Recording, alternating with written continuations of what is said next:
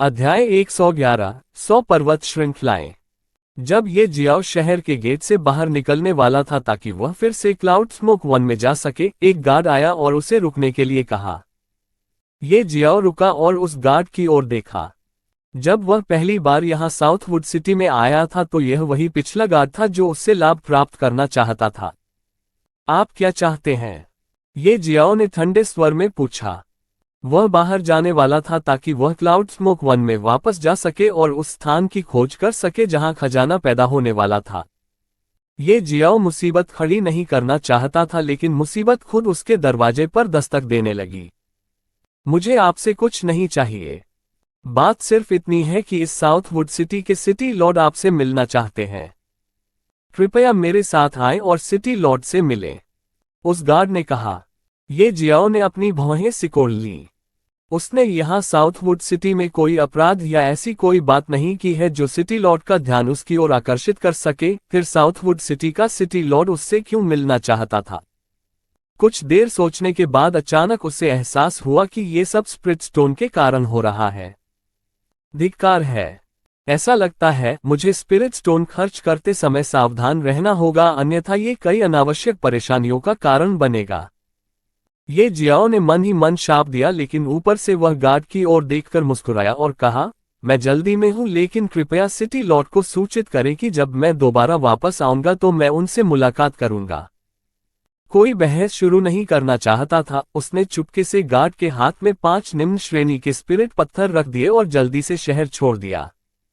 वह गार्ड ये जियाओ को शहर छोड़ने से रोकना चाहता था, लेकिन जब उसने उसके हाथ में 5 चमकदार हल्के नीले क्रिस्टल देखे तो उसने खुद को रोक लिया और ये जियाओ के लिए चीजों को मुश्किल बनाने की कोशिश नहीं की। जब ये जियाओ जल्दी में जा रहा था तो वह उस गार्ड की हरकतों को भी ध्यान से देख रहा था। जब उसने देखा कि गार्ड ने उससे फिर से शहर छोड़ने से नहीं रोका तो उसने राहत की लंबी सांस ली। बकवास। मुझे नहीं पता कि यह किसने कहा, लेकिन ये कहावत वाकई सच है कि पैसा लगभग 90% समस्याओं का समाधान कर सकता है। लेकिन भले ही मेरे पास निम्न श्रेणी के स्पिरिट पत्थरों की पूरी खदान हो, फिर भी मेरा फायदा उठाना आसान नहीं है। अगली बार जब मैं दोबारा यहां आऊंगा तो तुम्हें मेरा फायदा उठाने का नतीजा जरूर बताऊंगा। ये जियाओ क्लाउड स्मोक फॉरेस्ट की ओर भागा और वहां जाते समय उसने सैकड़ों मार्शल कलाकारों को उसकी तरह क्लाउड स्मोक फॉरेस्ट की ओर बढ़ते देखा।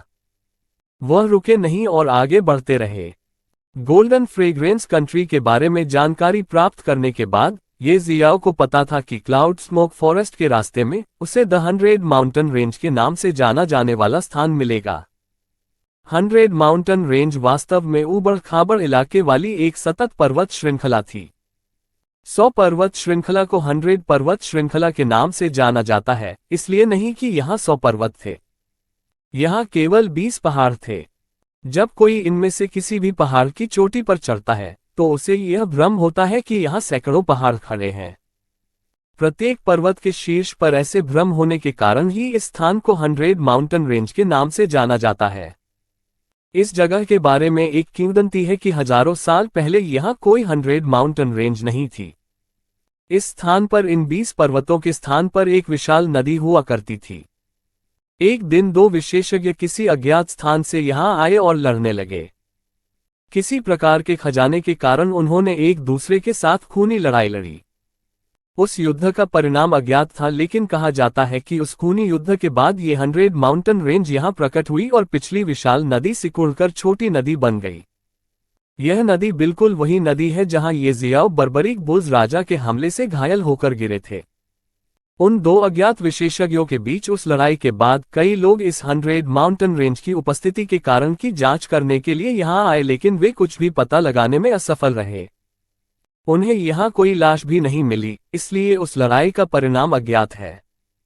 यहाँ भयानक युद्ध लड़ने के बाद वे दोनों विशेषज्ञ कहाँ गए, कोई नहीं जानता। कुछ लोग कहते हैं कि वे 2 लोग अमर थे। उनकी मृत्यु यहीं हुई और मरने से पहले उन्होंने अपने लिए एक शानदार कब्र का निर्माण कराया और वह कब्र है ये 100 माउंटेन रेंज। कुछ लोगों ने उनका विरोध किया और कहा कि वे विजेता का निर्णय करने में असमर्थ हैं और इस कारण उन्होंने लड़ना बंद कर दिया और अपने रास्ते चले गए। और 100 माउंटेन रेंज उनकी लड़ाई का ही परिणाम है। वे ऐसे व्यक्ति हैं जो एजियो स्काई महाद्वीप के शिखर पर खड़े हैं और उनके लिए अपनी क्षमताओं से भूमि के आकार और आकृति को बदलना सामान्य है। इस तरह की और भी कई अफवाहें थी, लेकिन इनमें से कौन सी सच है यह कोई नहीं जानता। धीरे धीरे कई जादुई जानवर यहां आने लगे और 100 माउंटेन रेंज में शरण लेने लगे। 100 माउंटेन रेंज के प्रकट होने के केवल 500 वर्षों के बाद ये निषिद्ध भूमि बन गई। यहां होने वाली कुछ घटनाओं के कारण ये निषिद्ध भूमि बन गई। कहा जाता है कि हर 100 साल में यहां एक अजीब घटना घटती है। सभी 20 पर्वत मायावी हो गए और वृत्ताकार गति में घूमने लगे। कई लोग दोबारा यहां आए ताकि वे इस घटना का कारण जान सके, लेकिन घटना के दौरान इस पर्वत श्रृंखला में प्रवेश करने के बाद उनमें से केवल 10वां लोग बेहद भयभीत चेहरे के साथ वापस आए। उन्होंने कहा कि पर्वत श्रृंखला के अंदर एक अत्यंत भयानक राक्षस सो रहा है। पहले जब वे अंदर घुसे तो ये भयानक राक्षस जाग गया और उन पर हमला करने लगा। उन्होंने राक्षस के खिलाफ बहुत कठिन लड़ाई लड़ी, लेकिन उसके बाद भी उनमें से केवल 10वां हिस्सा ही बच पाया। बाकी लोगों को उस भयानक राक्षस ने खा लिया। मार्शल पूर्वज क्षेत्र में कुछ कृषक भी थे जिन्हें उस राक्षस ने खा लिया था। जो लोग बच गए और बाहर आने में कामयाब रहे वे दसियों साल बाद ही ताकतवर हो गए। केवल वही लोग शक्ति में कैसे उभर सकते हैं जो पर्वत श्रृंखला से बाहर आए हैं। ऐसा क्यों है कि उनके अलावा किसी और को ताकत नहीं मिली? एक एक कर कई सवाल सामने आने लगे। लोगों को संदेह होने लगा और उन्होंने सोचा कि उन लोगों ने पूरी सच्चाई नहीं बताई है, इसलिए उन्होंने उन लोगों पर दबाव डालना शुरू कर दिया जो बच गए और ताकत में उभर आए। कई लोगों के दबाव में आकर जो लोग बच गए उन्होंने आखिरकार एक हैरान कर देने वाली सच्चाई बताई। और यह सच्चाई कुछ ऐसी थी जिसने बाद में इस 100 माउंटेन रेंज को गोल्डन फ्रेग्रेंस कंट्री की निषिद्ध भूमि बना दिया। उन लोगों ने खुलासा किया कि भले ही 100 माउंटेन रेंज के अंदर एक भयानक राक्षस है, लेकिन इसके अंदर कई अवसर भी हैं। 100 माउंटेन रेंज के अंदर कई दुर्लभ जड़ी बूटियां, अयस्क और खजाने हैं, लेकिन इन खजानों को हासिल करना बहुत मुश्किल है। यहां तक कि मार्शल पूर्वज क्षेत्र के कृषक भी इन खजानों को आसानी से प्राप्त नहीं कर सकते हैं। मार्शल पूर्वज क्षेत्र के नीचे के कृषकों की तो बात ही छोड़ दें। जब ये बात सार्वजनिक हुई तो बहुत से लोग ये जानते हुए भी कि यहां उनकी मौत हो सकती है 100 माउंटेन रेंज में प्रवेश करने लगे। उन्होंने केवल एक ही कारण से अपनी जान जोखिम में डाली, वही एक कि वे उन खजानों को प्राप्त करना चाहते थे ताकि वे भी ताकत में बढ़ सकें। लेकिन उन्हें निराशा हुई कि वे 100 माउंटेन रेंज के अंदर एक भी खजाना ढूंढने में असफल रहे। वर्षों की खोज और शोध के बाद एक निष्कर्ष निकाला गया। वो ये था कि जब यहाँ कोई अजीब घटना घटती है तभी उन्हें 100 माउंटेन रेंज के अंदर खजाना मिल पाता है। पिछली घटना के 100 साल बाद इस जगह पर एक और घटना सामने आई। नजारा बिल्कुल पहले जैसा ही था। सभी 20 पर्वत मायावी हो गए और वह वृत्ताकार गति में घूमने लगा। ऐसा होने पर बहुत से लोग इसी समय फिर से 100 माउंटेन रेंज में दाखिल हो गए और उसके बाद सब कुछ वैसा ही था जैसा पहले हुआ था। इस बार 100 माउंटेन रेंज में प्रवेश करने वाले लोगों में से केवल 10वें से भी कम लोग उसी आपदा से बचकर बाहर आने में कामयाब रहे। उन्होंने ये भी कहा कि 100 माउंटेन रेंज के अंदर वास्तव में एक भयानक राक्षस है। इस आपदा से बचने के बाद कुछ वर्षों के बाद ये लोग भी ताकतवर हो गए। तब से हर 100 साल में कई लोग 100 माउंटेन रेंज में प्रवेश करने लगे। इस समय ये पर्वत श्रृंखला निषिद्ध भूमि भी बन गई। लेकिन पिछले 3 बार से 100 माउंटेन रेंज में घुसकर कोई भी जीवित नहीं बच पाया है। लोगों ने कहा कि शायद अंदर का राक्षस ताकतवर हो गया और उसने उन सभी लोगों को खा लिया जो 100 माउंटेन रेंज में घुस गए थे। अध्याय 112 झांग परिवार। ये जियाओ ने 100 माउंटेन रेंज के पास आकर बहुत लंबा समय बिताया।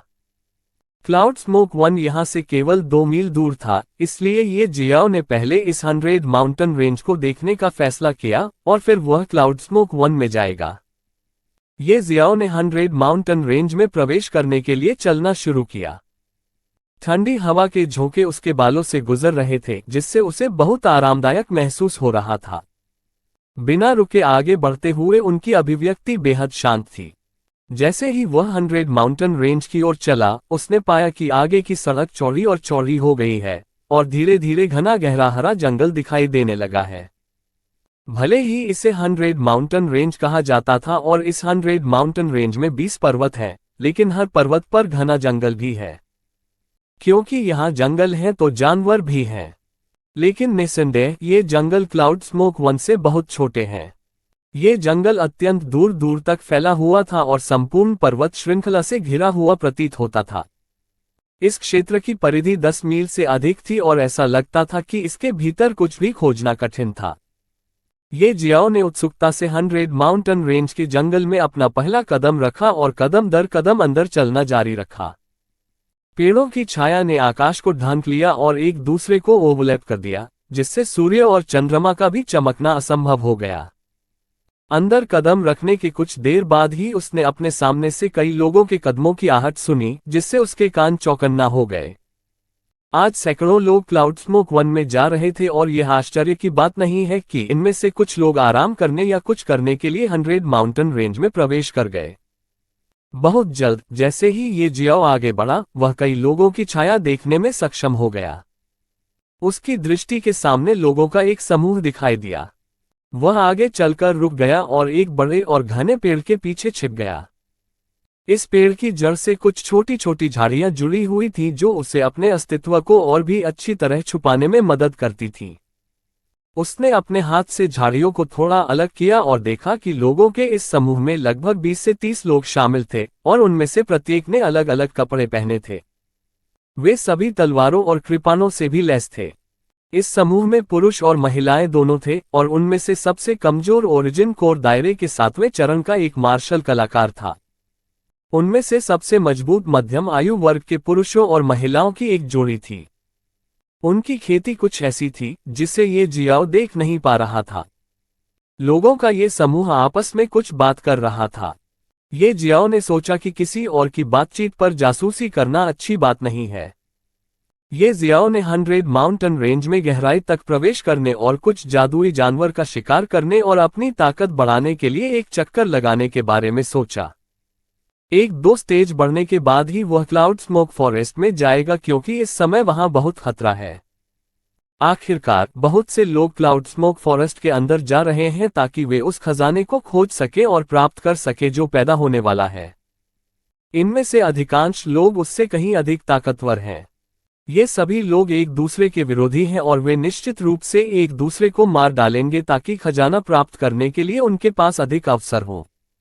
और जिस स्थान पर खजाना पैदा होने वाला है वह निश्चित रूप से एक युद्ध क्षेत्र बन जाएगा जहां खजाने के जन्म के बाद एक खूनी लड़ाई होगी।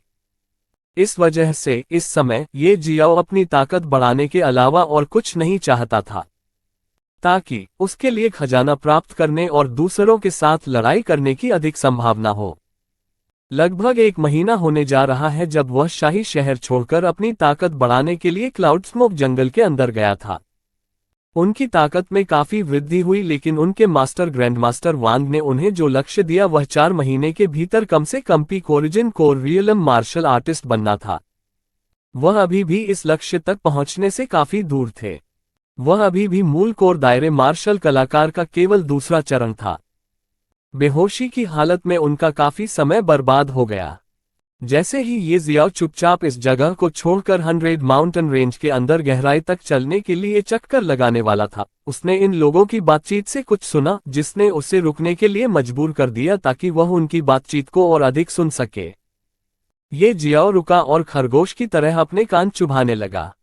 क्या तुमने देखा, वे मूर्ख किसी खजाने के जन्म का समय जाने बिना इतनी सुबह क्लाउड स्मोक वन के अंदर कैसे जा रहे हैं? उन्हें उस स्थान का स्थान भी नहीं पता है जहां खजाना पैदा होने वाला है। लोगों के इस समूह में से एक हट्टा कट्टा आदमी हंसा और उन सभी लोगों का मजाक उड़ाया जो क्लाउड स्मोक वन के अंदर जा रहे थे। यह आदमी लगभग 1.9 मीटर लंबा था। उसकी शक्ल एक हट्टे कट्टे आदमी जैसी थी। वह वास्तव में मार्शल किंग दायरे के 5वें चरण के मार्शल कलाकार थे। हाँ, आप सही कह रहे हैं बड़े भाई। वैसे भी ये हमारे 3 परिवार थे जिन्होंने खजाने के जन्म के स्थान और समय को गोपनीय रखने और फैलने से रोकने की योजना बनाई थी। वे इतनी जल्दी क्लाउड स्मोक वन के अंदर जा रहे हैं। वे ऐसा नहीं करते हैं ये भी जान लो कि 3 दिन बाद खजाना पैदा होने वाला है। दूसरे युवक ने हंसते हुए कहा। उसके चेहरे मोहरे पिछले हटे कट्टे आदमी से काफी मिलते जुलते थे। वह भी एक युवा व्यक्ति था जिसकी उम्र लगभग 20 वर्ष के आसपास होगी। वह 22 या 23 साल का युवक था, लेकिन उसकी ताकत उस हटे कट्टे आदमी से जरा भी कमजोर नहीं थी। वह मार्शल किंग दायरे का 5वां चरण भी था। चुप रहो! अचानक एक ठंडी आवाज गूंजी। ये वह अधेड़ उम्र का आदमी था जिसकी ताकत कुछ ऐसी थी जिससे ये जियाओ देख नहीं पा रहा था। उसने उस युवक की ओर देखा और ठंडे स्वर में कहा, झांग सान, हालांकि हम इस समय 100 माउंटेन रेंज के जंगल के अंदर हैं, इसका मतलब यह नहीं है कि कोई भी यहां नहीं आएगा। आपने अनजाने में खजाने के जन्म का समय बता दिया। अगर हमारे अलावा वहां कोई और होता तो उसने इस मामले के बारे में सुना होता और इस बारे में सोचा होता कि अगर वह व्यक्ति खजाने के जन्म का समय जनता के सामने प्रकट कर देगा तो हमारी क्या संभावना होगी खजाना प्राप्त करना लगभग 50% कम हो गया होगा। अगर वास्तव में ऐसा होता है तो ये हमारे परिवार के लिए एक बड़ी क्षति होगी। खजाना प्राप्त करने की संभावना बढ़ने के कारण ही हमारे 3 परिवारों ने खजाने के जन्म के समय और स्थान को गुप्त रखने का निर्णय लिया। ये सुनकर झांग सान नाम के उस युवक ने अपना सिर नीचे कर लिया और अधेड़ उम्र के व्यक्ति से माफी मांगी। थर्ड अंकल, मुझे क्षमा करें। मैं वास्तव में खजाने के जन्म का समय जोर से बताने का इरादा नहीं रखता था। मैं ऐसा नहीं करूंगा, भविष्य में फिर से ऐसा कुछ करो। अधेड़ उम्र के व्यक्ति ने सिर हिलाया और उसके बाद कुछ नहीं कहा। लेकिन उसके बगल वाली महिला ने झांग सान को देखकर मुस्कुराया और कहा, चिंता मत करो झांग सान, ये ठीक है। अपने तीसरे चाचा पर बुरा मत मानना। उन्होंने आपको केवल हमारे झांग परिवार के भविष्य के लिए डांटा था। आप सीधे सीधे हैं, हमारे झांग परिवार के वंशज, इसलिए आपको ये याद रखना होगा कि चाहे कुछ भी हो जाए, कभी भी कोई ऐसा रहस्य उजागर न करे जिसे हमारा परिवार गोपनीय रखना चाहता हो। मैं समझता हूं दूसरी चाची, मैं इस बात को अपने दिमाग में रखूंगा और भविष्य में कभी भी ऐसा कुछ नहीं करूंगा। झांग सान ने अधेड़ उम्र की महिला की ओर जोर से सिर हिलाया। वह अधेड़ उम्र की महिला मुस्कुराई और झांग सान के बालों को धीरे से सहलाया। फिर उसने कहा, हमारे झांग परिवार सहित 3 बड़े परिवारों के सभी लोग इस समय 100 माउंटेन रेंज के अंदर हैं। हम सभी आगे बढ़ने और क्लाउड स्मोक फॉरेस्ट के अंदर जाने के लिए सही समय का इंतजार कर रहे हैं। हम 2 दिनों के बाद क्लाउड स्मोक 1 में जाएंगे। उस समय मुझे लगता है कि इनमें से लगभग आधे लोग निराशा में साउथवुड सिटी वापस लौट आएंगे। चूंकि वे नहीं जानते कि खजाना कब पैदा होगा, वे सोचेंगे कि खजाने के जन्म की अफवाह फर्जी है। इससे इन लोगों का उत्साह काफी कम हो जाएगा, हमें निपटने में कम परेशानी होगी और हमारा मुख्य ध्यान दूसरे से पहले खजाना हासिल करने पर होगा। 2 परिवार, इन 2 दिनों में हम अपना कदम नहीं उठाएंगे। हम धैर्यपूर्वक यहाँ इंतजार करेंगे। आप जो करना चाहते हैं वह करें, लेकिन जोर से शोर न करें और किसी भी व्यक्ति का ध्यान 100 माउंटेन रेंज की ओर आकर्षित न करें। उसकी बात सुनकर झांग परिवार के सभी लोगों ने एक साथ कहा, हम समझ गए। अध्याय 113, 5वीं कक्षा के जादुई जानवर।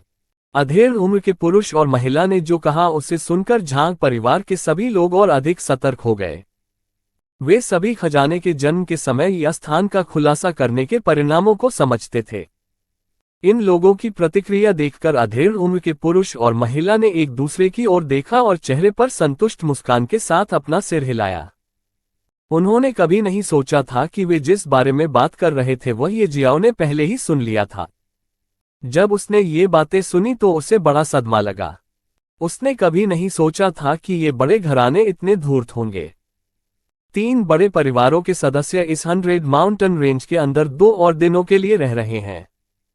ये जियाओ चुपचाप वहां से पीछे हट गया जहां वह छिपा था। वह इस समय अपना ठिकाना बताना नहीं चाहता था। यदि इन लोगों ने उसे खोज लिया तो वे निश्चित रूप से अनुमान लगा लेंगे कि उसने उनकी सारी बातचीत सुनी है।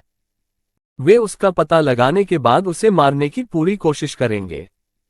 झांग परिवार के सदस्यों से लगभग 300 मीटर पीछे हटने के बाद ये जियाओ ने एक चक्कर लगाया और फिर से 100 माउंटेन रेंज के जंगल के अंदर आगे चलने के लिए कहा। इस समय वह घबराए हुए भी थे और उत्साहित भी। वह घबरा गया था कि उसे 3 बड़े परिवारों के सदस्यों द्वारा खोजा जाएगा और यदि ऐसा हुआ तो परिणाम निश्चित रूप से गंभीर होंगे। वह बहुत उत्साहित था क्योंकि उसे पता चल गया था कि खजाना कब पैदा होने वाला है। 2 दिन पश्चात, क्या तुम सच में सोचते हो कि तुम मुझसे बच सकते हो? एक युवक एक बड़े मेढक जैसे जादुई जानवर की ओर चिल्लाया। यह एक तीसरी श्रेणी का जादुई जानवर था जिसे जेड फ्रॉग के नाम से जाना जाता था। यह बहुत बड़ा था, लगभग 5 मीटर, लेकिन उसके शरीर के कई जगहों से खून बहता हुआ देखा जा सकता था। ये यहां से भागने की कोशिश कर रहा था लेकिन उस युवक का इसे भागने देने का कोई इरादा नहीं है। दिव्य ड्रैगन के पंख। झटका। पवित्र उंगली कला। ये जियाओ हवा में उछल गया और उसकी पीठ से एक बहुत ही सुंदर पंख निकल आया। अपने पंखों की मदद से ये जियाओ जेड मेढक के सिर की ओर उड़ गया और अपनी पवित्र उंगली कला से हमला किया। उसकी उंगली सीधे जेड फ्रॉग के सिर में घुस गई। ट्रक। उसने अपनी आखिरी चीख निकाली और उसके बाद उसकी जान चली गई। ये जियाओ उतरा। पंखों का खूबसूरत जोड़ा उसकी पीठ से गायब हो गया। वह जेड मेढक की ओर चला और उस पर अपने हाथ रख दिए। लालच से खाना। ये जियाओ ने इसे खाना शुरू कर दिया और कुछ ही समय बाद जेड मेढक की लाश एक सूखी हुई लाश में बदल गई। उत्पत्ति मूल क्षेत्र का चौथा चरण। आखिरकार मैं सफलता हासिल करने में सक्षम हूं। ये जियाओ ने एक लंबी सांस ली। इस समय वह बहुत उत्साहित महसूस कर रहा था। वह 2 दिन पहले 100 माउंटेन रेंज के जंगल के अंदर तक आ गया था। उसने कई जादुई जानवरों का शिकार किया और उन्हें खुद ही निगल लिया। उसने लिटिल येलो को जादुई जानवरों की कोई भी लाश नहीं दी क्योंकि वह जानता था कि इस बार क्लाउड स्मोक 1 के अंदर पैदा होने वाले खजाने की खोज करते समय उसे खतरे का सामना करना पड़ सकता है। इस कारण वह अपनी शक्ति बढ़ाना चाहता था। वह किसी भी समय लिटिल येलो को विकसित होने में मदद कर सकता है। जादुई जानवरों को मारने और उन्हें खा जाने के बाद ये जियोकल ओरिजिन कोर दायरे के तीसरे चरण में सफल होने में सक्षम था। लेकिन उसके बाद भी उन्होंने रत्ती भर भी आराम नहीं किया। वह इन 2 दिनों के समय का जितना हो सके उपयोग करना चाहता था क्योंकि तीसरे दिन उसे खजाने के लिए क्लाउड स्मोक 1 में जाना था। लेकिन कई जादुई जानवरों को निगलने के बाद भी वह मूल कोर क्षेत्र के चौथे चरण में सफलता पाने में असमर्थ था।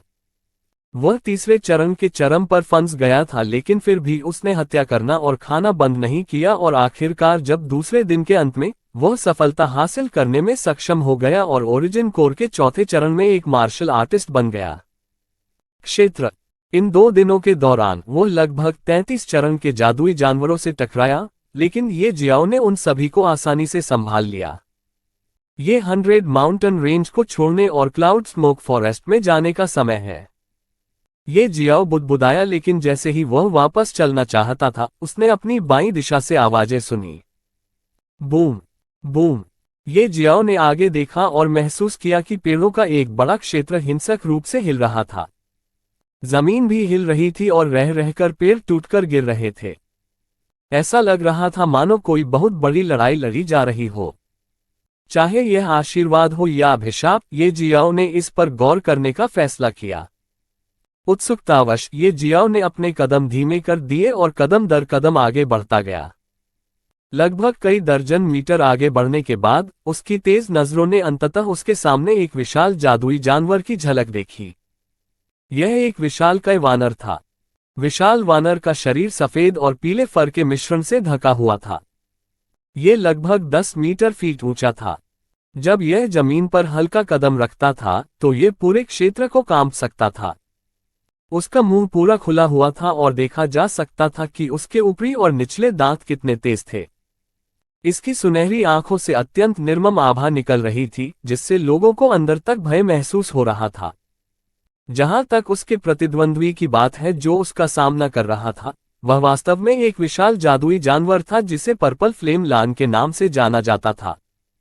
उसकी छाती पर 2 अगले पंजे थे, उसके नुकीले दांत निकले हुए थे और उसके पंजे चमक रहे थे। इसके 2 बड़े पिछले पैर जमीन को सहारा दे रहे थे और इसकी पूंछ लगभग 3 फीट लंबी थी। ये जियाओ ने प्राचीन पिल भगवान की यादों के कारण केवल पर्पल फ्लेम लान को पहचाना। इन यादों से उसे पता चला कि यह पर्पल फ्लेम लान अपनी मृत्यु के बाद एक बीस्ट फ्लेम पैदा करेगा। ये जियाओ के पास पहले से ही एक बीस्ट फ्लेम है और उसे किसी और बीस्ट फ्लेम की जरूरत नहीं है, लेकिन वह अभी भी इसे किसी चीज से बदल सकता है या वह इसे किसी को उपहार के रूप में भी दे सकता है। लेकिन जल्द ही ठंडे पानी की एक पूरी बाल्टी उसके सिर पर खींच ली गई। ये दोनों जादुई जानवर वास्तव में उस स्तर पर थे जहां ये जियाओ उन्हें नहीं देख सकता था। उन दोनों ने उसे झांग परिवार के मध्यम आयु वर्ग के पुरुष और महिला के समान ही भयानक एहसास दिया। इसका मतलब क्या है? इसका मतलब है कि ये दोनों जादुई जानवर कम से कम 5वीं कक्षा के जादुई जानवर हैं, जिसका अर्थ है कि वे कम से कम मार्शल सम्राट क्षेत्र के एक मानव कृषक के बराबर हैं। ये जियाओ उन्हें देखकर काफी आश्चर्यचकित होने के साथ साथ भयभीत भी हो गया। इन जादुई जानवरों को आपस में लड़ते हुए देखकर ये जियाओ चुपचाप किनारे से उन्हें देखता रहा। उसने कोई कदम उठाने की हिम्मत नहीं की। वह इस समय अपने दिल में हैरान था, सोच रहा था कि 5वीं कक्षा के दो जादुई जानवर यहाँ एक दूसरे के साथ इतनी क्रूरता से क्यों लड़ेंगे। ये जानना होगा कि ये जियाओ अपने रास्ते में दर्जनों जादुई जानवरों का शिकार करते हुए यहाँ आया था, लेकिन यहाँ अपने रास्ते में उसे कभी भी चौथी श्रेणी के जादुई जानवर का सामना नहीं करना पड़ा। 5वीं कक्षा के जादुई जानवर की तो बात ही छोड़ दें। लेकिन अचानक 5वीं कक्षा के दो जादुई जानवर यहाँ कहीं से प्रकट हुए और अभी भी एक दूसरे से लड़ रहे थे। सफेद और पीले रोएदार वानर की छाती पर कुछ गहरे घाव थे। उन घावों से खून बिना रुके बह रहा था। ये घाव स्पष्ट रूप से पर्पल फ्लेम लान के तेज पंजों द्वारा छोड़े गए थे। पर्पल फ्लेम लान भी ज्यादा बेहतर नहीं था, ये भी बुरी तरह घायल हो गया। उसका एक पिछला पैर सफेद और पीले वानर द्वारा पूरी तरह से फाड़ दिया गया था। ये जियाओ को समझ नहीं आ रहा था कि ये दोनों जादुई जानवर यहाँ क्यों लड़ रहे हैं। उन्हें 100 माउंटेन रेंज के अंदर काफी गहराई में होना चाहिए। ये जियाओ ने उस क्षेत्र को ध्यान से देखा जहां ये दो जादुई जानवर लड़ रहे थे और जल्द ही उसकी नजर दोनों जादुई जानवरों के पास घास पर पड़ी। उसे अचानक पता चला कि वहां एक हल्के नीले रंग का फूल है जिससे हल्की रोशनी निकल रही है जो बेहद असाधारण लग रही है। ये जियाओ उस फूल से बहुत दूर था क्योंकि उसे डर था कि उसे 5वीं कक्षा के ये दो जादुई जानवर खोज लेंगे और अगर ऐसा होता तो उसके यहाँ से जीवित लौटने की संभावना बहुत कम होती। इस कारण वह स्पष्ट रूप से नहीं देख पा रहा था कि वह हल्के नीले रंग का फूल वास्तव में किस प्रकार का फूल है। उसने आगे बढ़ने और अपने और उस हल्के नीले रंग के फूल के बीच कुछ दूरी तय करने के बारे में सोचा, लेकिन उसने तुरंत खुद को रोक लिया क्योंकि उसके सामने ये दो जादुई जानवर 5वीं कक्षा के जादुई जानवर थे और उसने जोखिम लेने की हिम्मत की। और ये दोनों जादुई जानवर हल्के नीले रंग के फूल के भी बहुत करीब थे। अध्याय 114 जादुई जानवरों का संग्रह। क्या ऐसा हो सकता है कि यह सफेद और पीले रोएदार वानर और वह बैंगनी लो वाला शेर दोनों इस हल्के नीले रंग के फूल के लिए एक दूसरे से लड़ रहे हों? ये जियाओ ने एक अनुमान लगाया और उसके दिमाग में अचानक एक विचार आया। वह अपनी बाहें मोड़कर चुपचाप खड़ा रहा और हल्के नीले रंग का फूल पाने के तरीकों के बारे में सोचने लगा। मैं आप लोगों को आपस में लड़ने दूंगा और अवसर की प्रतीक्षा करने दूंगा और फिर मैं उस अवसर का लाभ उठाऊंगा और वह फूल प्राप्त करूंगा। ये सोचकर ये जियाओ ने संतुष्टि में अपना सिर हिलाया। बूम! सफेद और पीले रोएदार वानर और बैंगनी ज्वाला सिंह दोनों ही भयंकर थे और लगातार लड़ते रहे। उनकी लड़ाई से विजेता का निर्धारण करना काफी कठिन था। 5वीं कक्षा के दो जादुई जानवरों के शरीर लगातार एक दूसरे के साथ साथ आसपास के पेड़ों से टकराते रहे, जिससे क्षेत्र में टूटने और हिलने की आवाजें आने लगीं। ये दोनों जानवर बहुत जोर से लड़ रहे थे और वे हल्के नीले रंग के फूल से ज्यादा दूर नहीं थे। केवल वह क्षेत्र सुरक्षित था जहां हल्के नीले रंग का फूल खिल रहा था और उस क्षेत्र को छोड़कर ज्यादा नुकसान नहीं हुआ था। हर जगह विनाश के निशान थे। नष्ट हुए पेड़ हर जगह थे। जमीन पर कई जगहें दसियों गड्ढों के साथ साथ 5वीं कक्षा के दो जादुई जानवरों के बीच लड़ाई के निशानों से भरी हुई थी। ये जियाओ हल्के नीले रंग के फूल को देखता रहा।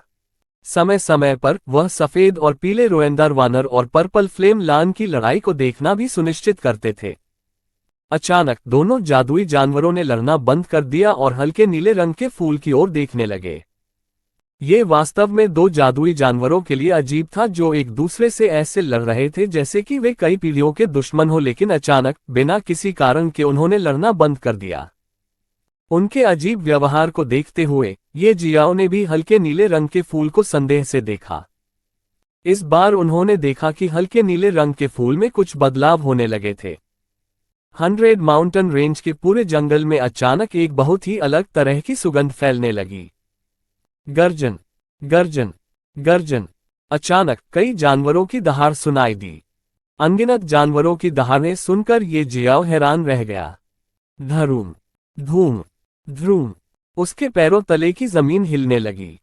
ये जियाओ ने महसूस किया कि अनगिनत कदम हर दिशा से उसके करीब आ रहे हैं।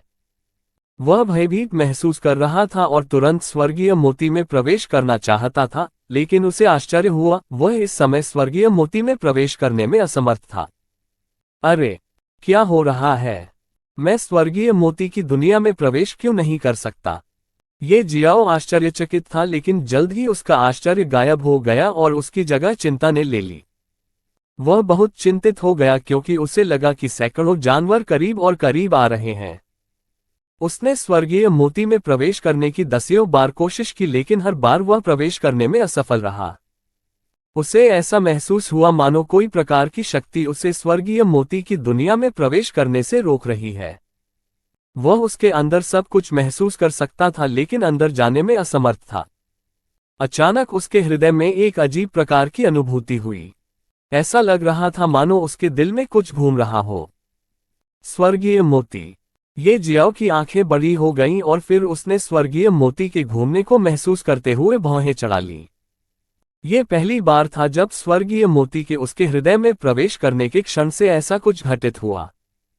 इस समय स्वर्गीय मोती से एक अजीब ऊर्जा निकली और सीधे उसके मेरिडियन और तंत्रिकाओं के माध्यम से उसके दिमाग में चली गई। बस जब वह अजीब ऊर्जा उसके दिमाग में चली गई तो ये जियाओ को चक्कर आने लगे। एक पल के लिए उसकी आंखें धुंधली हो गईं, लेकिन अगले ही पल सब कुछ एक बार फिर साफ हो जाता है। स्वर्गीय मोती ने भी घूमना बंद कर दिया। ये जियाओ की मनोदशा को छोड़कर सब कुछ सामान्य हो गया। Fuck fuck fuck. ये जियाओ ने अपने दिल में जोर से शाप दिया और तुरंत उसी बड़े पेड़ पर चढ़ गया जिसके नीचे वह छिपा हुआ था। वह जरा सा भी समय बर्बाद किए बिना चढ़ गया। दहाड़, दहाड़। इस समय उसकी दृष्टि में अनगिनत जादुई जानवर भी प्रकट हो गए। उसने खुद को पेड़ की दसियों शाखाओं के साथ साथ अनगिनत पत्तों के पीछे छिपा लिया। गर्जन, गर्जन। इस समय सफेद और पीले रोएदार वानर और बैंगनी ज्वाला सिंह दोनों आने वाले जानवरों पर दहाड़ने लगे, मानो वे उन जादुई जानवरों को चेतावनी दे रहे हों। मानो कह रहे हों कि यहां मत आना वरना अंजाम उनकी कल्पना से बाहर होगा। उस हल्के नीले रंग के फूल से आने वाली खुशबू भी इस वक्त काफी तेज हो गई थी। वह फूल अभी भी कुछ बदलावों से गुजर रहा था। हल्के नीले रंग के फूल से अचानक हल्की नीली ऊर्जा फूट पड़ी। उस हल्के नीले रंग की ऊर्जा ने उस फूल को ढक लिया और हल्के नीले रंग के फूल के अस्तित्व को अपने अंदर छुपा लिया। गर्जन, गर्जन। उस क्षेत्र में दो धीमी दहाड़ें गूंज उठीं। ये जियाओ ने 5वीं कक्षा के दो जादुई जानवरों को देखा। वह उनकी गुर्राहट से घबराहट महसूस कर सकता था। ये जियाओ समझ गया कि महत्वपूर्ण क्षण यहाँ है।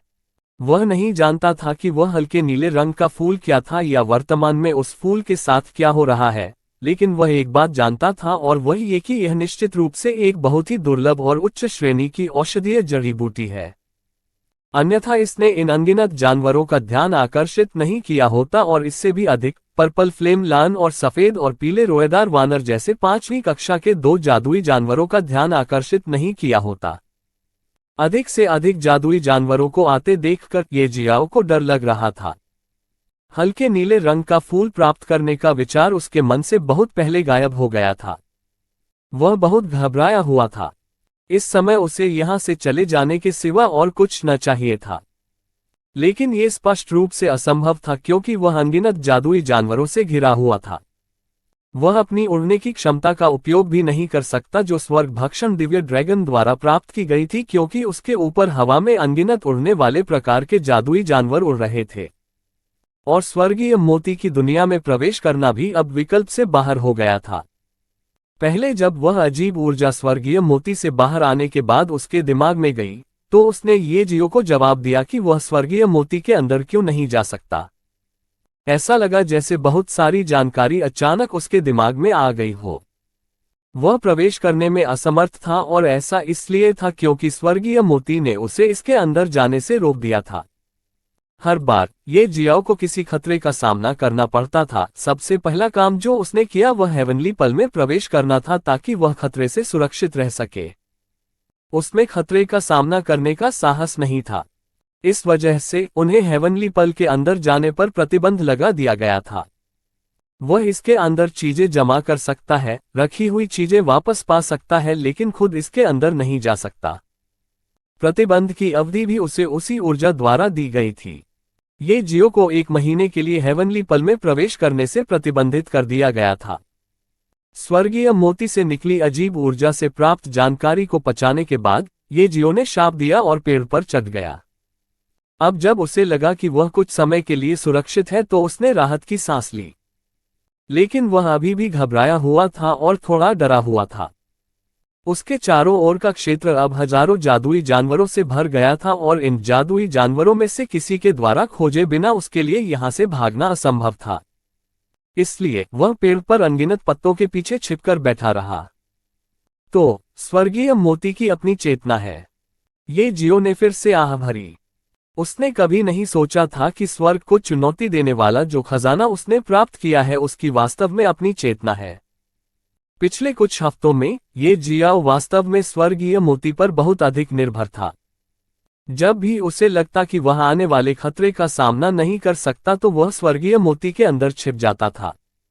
उसके इस काया स्वभाव को देखकर हेवनली पल ने उसे प्रवेश करने से प्रतिबंधित कर दिया और उसे ये भी सूचित किया कि यदि उसने अपनी यह आदत नहीं बदली और यदि उसने खुद खतरे का सामना करना नहीं सीखा तो अगली बार उसे प्रवेश करने से प्रतिबंधित कर दिया जाएगा।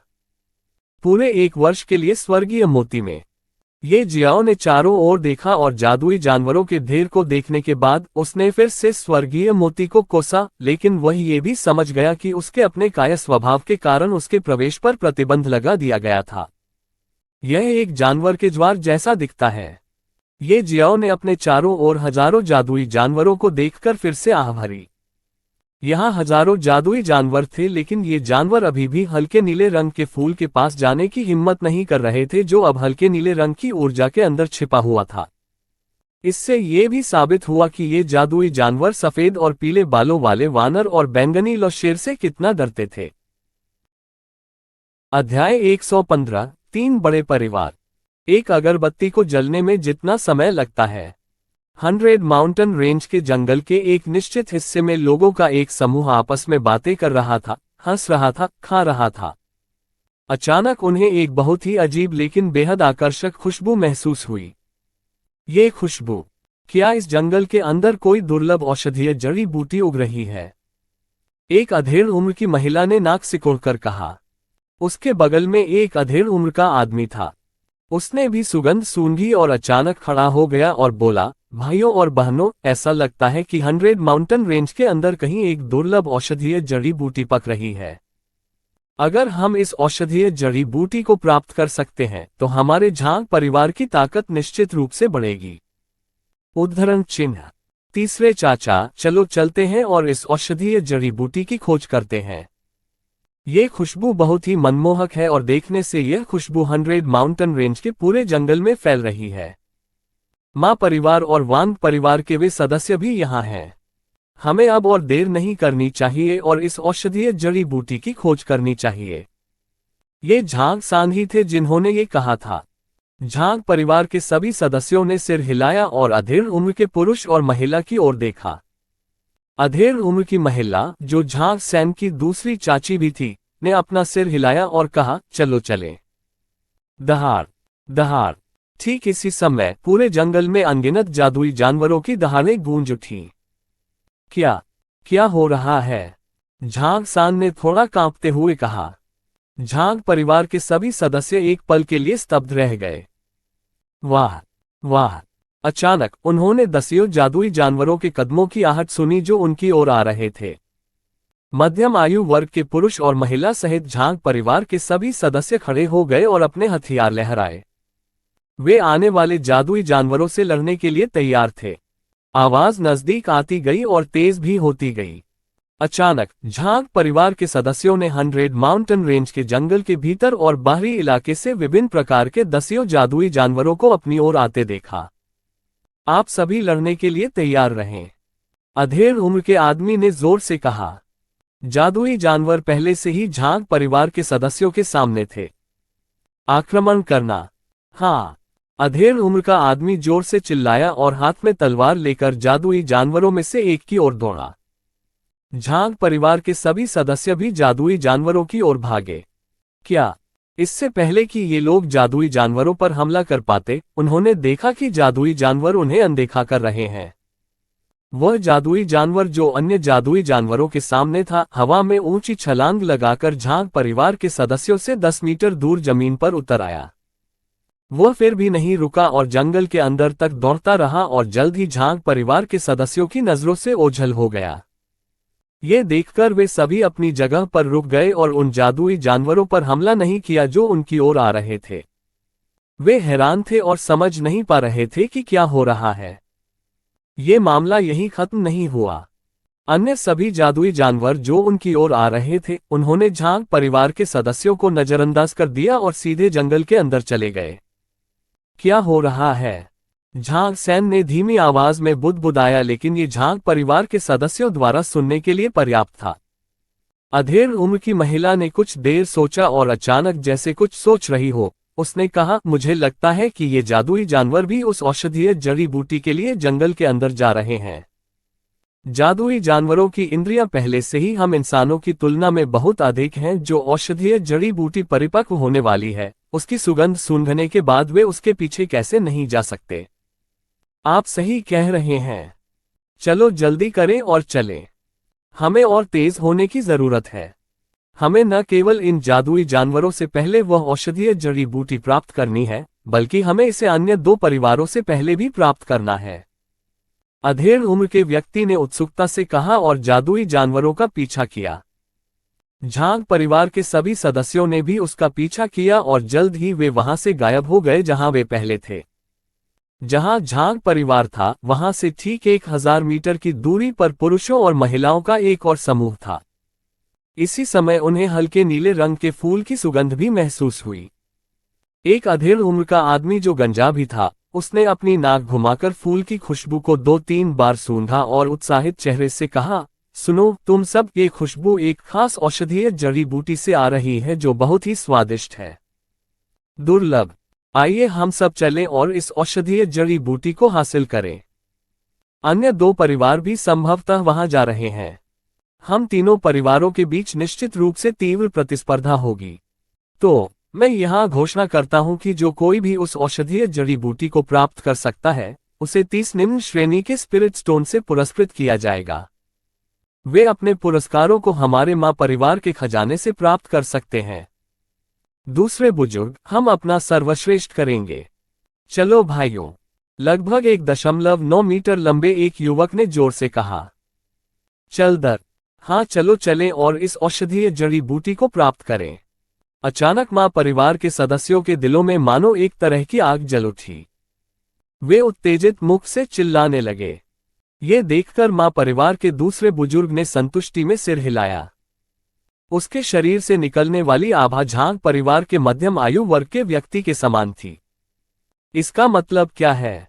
इसका मतलब है कि मां परिवार का दूसरा बुजुर्ग भी एक मार्शल सम्राट रियलम मार्शल कलाकार था। मां बाओ कहाँ है? मां परिवार के दूसरे बुजुर्ग ने पिछले युवक से पूछा। वह युवक दूसरे बुजुर्ग को जवाब देने ही वाला था कि अचानक कहीं से एक आकृति उसके सामने आ गई। मां बाओ, आप कहाँ थे? यह आंकड़ा देखकर मां परिवार के दूसरे बुजुर्ग ने पूछा। दूसरे बुजुर्ग, चलो गपशप न करें, जल्दी करें और हमें जंगल के अंदर और अंदर जाने दे ताकि हम इस औषधीय जड़ी बूटी पर अपना हाथ रख सकें। मां बाओ ने सिर हिलाया और कहा। मां बाओ मां परिवार के वर्तमान कुलपति के सबसे बड़े पुत्र थे। वह केवल 28 वर्ष का था, लेकिन उसकी आभा से ही कोई कह सकता था कि वह एक मार्शल सम्राट रियलम मार्शल आर्टिस्ट भी था। वह थंडर क्लाउड संप्रदाय के नंबर 1 प्रमुख शिष्य हैं। ठीक एक सप्ताह पहले उसे एक अवसर मिला और वह मार्शल सम्राट क्षेत्र के पहले चरण में प्रवेश कर गया। उन्हें साउथवुड सिटी के नंबर 1 जीनियस और पूरे गोल्डन फ्रेग्रेंस कंट्री के नंबर 2 जीनियस के रूप में भी जाना जाता था। दहाड़, दहाड़, गर्जन। जैसे ही वे जंगल में गहराई तक जाने वाले थे, उन्हें कई जादुई जानवरों की दहाड़ने की आवाज सुनाई दी। TGDNG, TGDNG। उन्होंने कई जादुई जानवरों के कदमों की आहट महसूस की और जल्द ही वे उन जादुई जानवरों को देखने में सक्षम हो गए।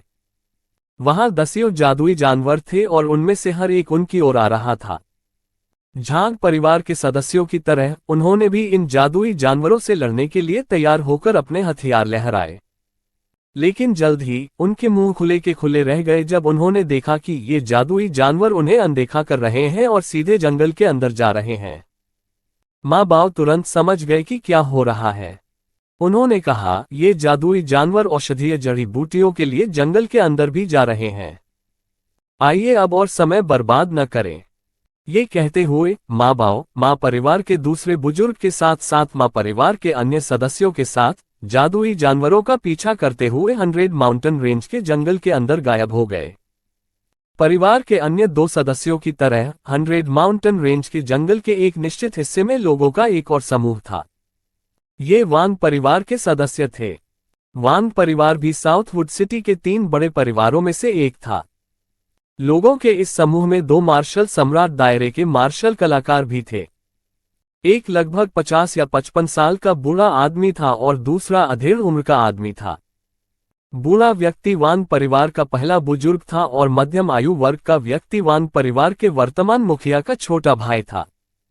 ये 2 व्यक्ति यहाँ वांग परिवार के सदस्यों का नेतृत्व करते हैं ताकि समय आने पर वे क्लाउड स्मोक 1 में जा सके और उस खजाने के लिए अन्य 2 परिवारों के साथ प्रतिस्पर्धा कर सके जो पैदा होने वाला था। उन्होंने भी हल्के नीले रंग के फूल की सुगंध महसूस की और अन्य 2 परिवारों की तरह उन्होंने भी जंगल के अंदर गहराई तक जाने और अन्य 2 परिवारों के सदस्यों से पहले इस दुर्लभ औषधीय जड़ी बूटी को हासिल करने का फैसला किया। उन्हें कई जादुई जानवरों का भी सामना करना पड़ा और दोनों परिवारों के अन्य सदस्यों की तरह इन जादुई जानवरों ने उन्हें नजरअंदाज कर दिया और 100 माउंटेन रेंज के जंगल के अंदर चले गए। वांग परिवार के सदस्यों ने भी जादुई जानवरों का पीछा किया ताकि वे बिना कोई प्रयास और समय बर्बाद किए औषधीय जड़ी बूटी ढूंढ सकें। अध्याय 116 युक्ति समझ। तीनों परिवारों के सभी सदस्य जल्द ही 3 अलग अलग दिशाओं से उस स्थान पर पहुंचे जहां हजारों जादुई जानवर इकट्ठे थे। वे यह नहीं देख पा रहे थे कि उनके सामने क्या है क्योंकि उनके सामने हजारों जादुई जानवर इकट्ठे थे। क्या चल रहा है? इतने सारे जादुई जानवर यहाँ क्यों इकट्ठे हुए हैं? झांग सान ने कांपती आवाज में पूछा। हजारों जादुई जानवरों को देखकर वह बहुत डर गया। यह नजारा देखकर सिर्फ वही नहीं बल्कि यहाँ मौजूद सभी लोग घबरा गए। हाँ, ये कैसा संयोग है? आप सब भी यहीं हैं। झांग परिवार के सदस्य अभी आपस में बात ही कर रहे थे कि अचानक उन्हें किसी की आवाज सुनाई दी। उन्होंने मुड़कर देखा तो लोगों का एक समूह उनकी ओर आ रहा था। लोगों के इस समूह के सामने एक गंजा अधेड़ उम्र का व्यक्ति और एक युवक चल रहे थे। माँ परिवार के लोग। झांग परिवार की अधेड़ उम्र की महिला ने माँ परिवार के सदस्यों को देखकर खर्राटे लेते हुए कहा, मुझे आप सभी को यहाँ देखने की उम्मीद नहीं थी। हाँ, आपको ही नहीं हमें भी उम्मीद नहीं थी कि हम यहाँ मिलेंगे। वह गंजा अधेड़ उम्र का आदमी, जो माँ परिवार का दूसरा बुजुर्ग भी था, हंसा और झांग परिवार की अधेड़ उम्र की महिला को विनम्रता से जवाब दिया, आप। लेकिन ठीक माँ परिवार के दूसरे बुजुर्ग के इस वाक्य ने झांग परिवार की अधेड़ उम्र की महिला के दिल में गुस्सा जगा दिया। मैंने कभी नहीं सोचा था कि आप दोनों परिवार हमसे पहले यहाँ पहुंचेंगे। इसी समय एक बूढ़े आदमी की आवाज आई।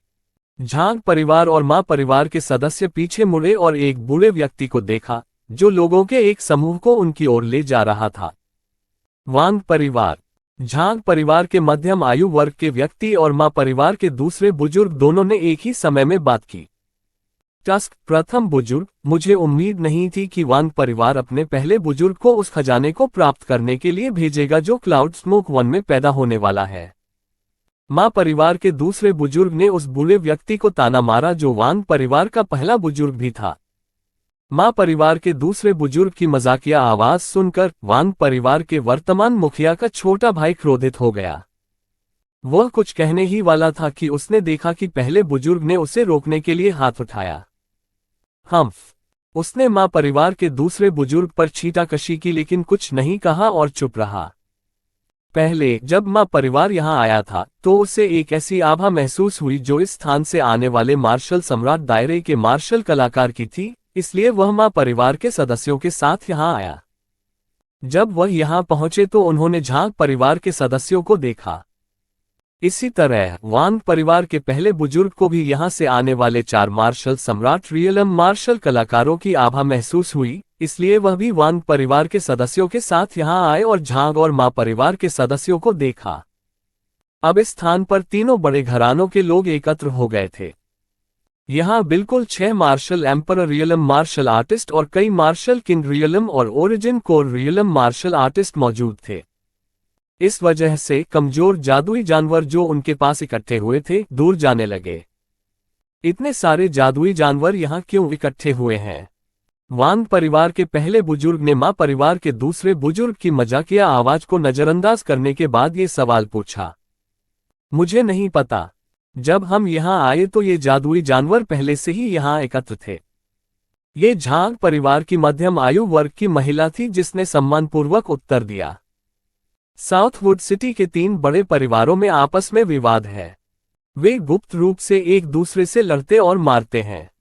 अतीत में जब झांग परिवार की मध्यम आयु वर्ग की महिला अभी भी एक युवा महिला थी जो केवल 19 या 20 वर्ष की थी, उसे एक खतरे का सामना करना पड़ा और यह वांग परिवार का पहला बुजुर्ग था जिसने उसे उस खतरे से बचाया था।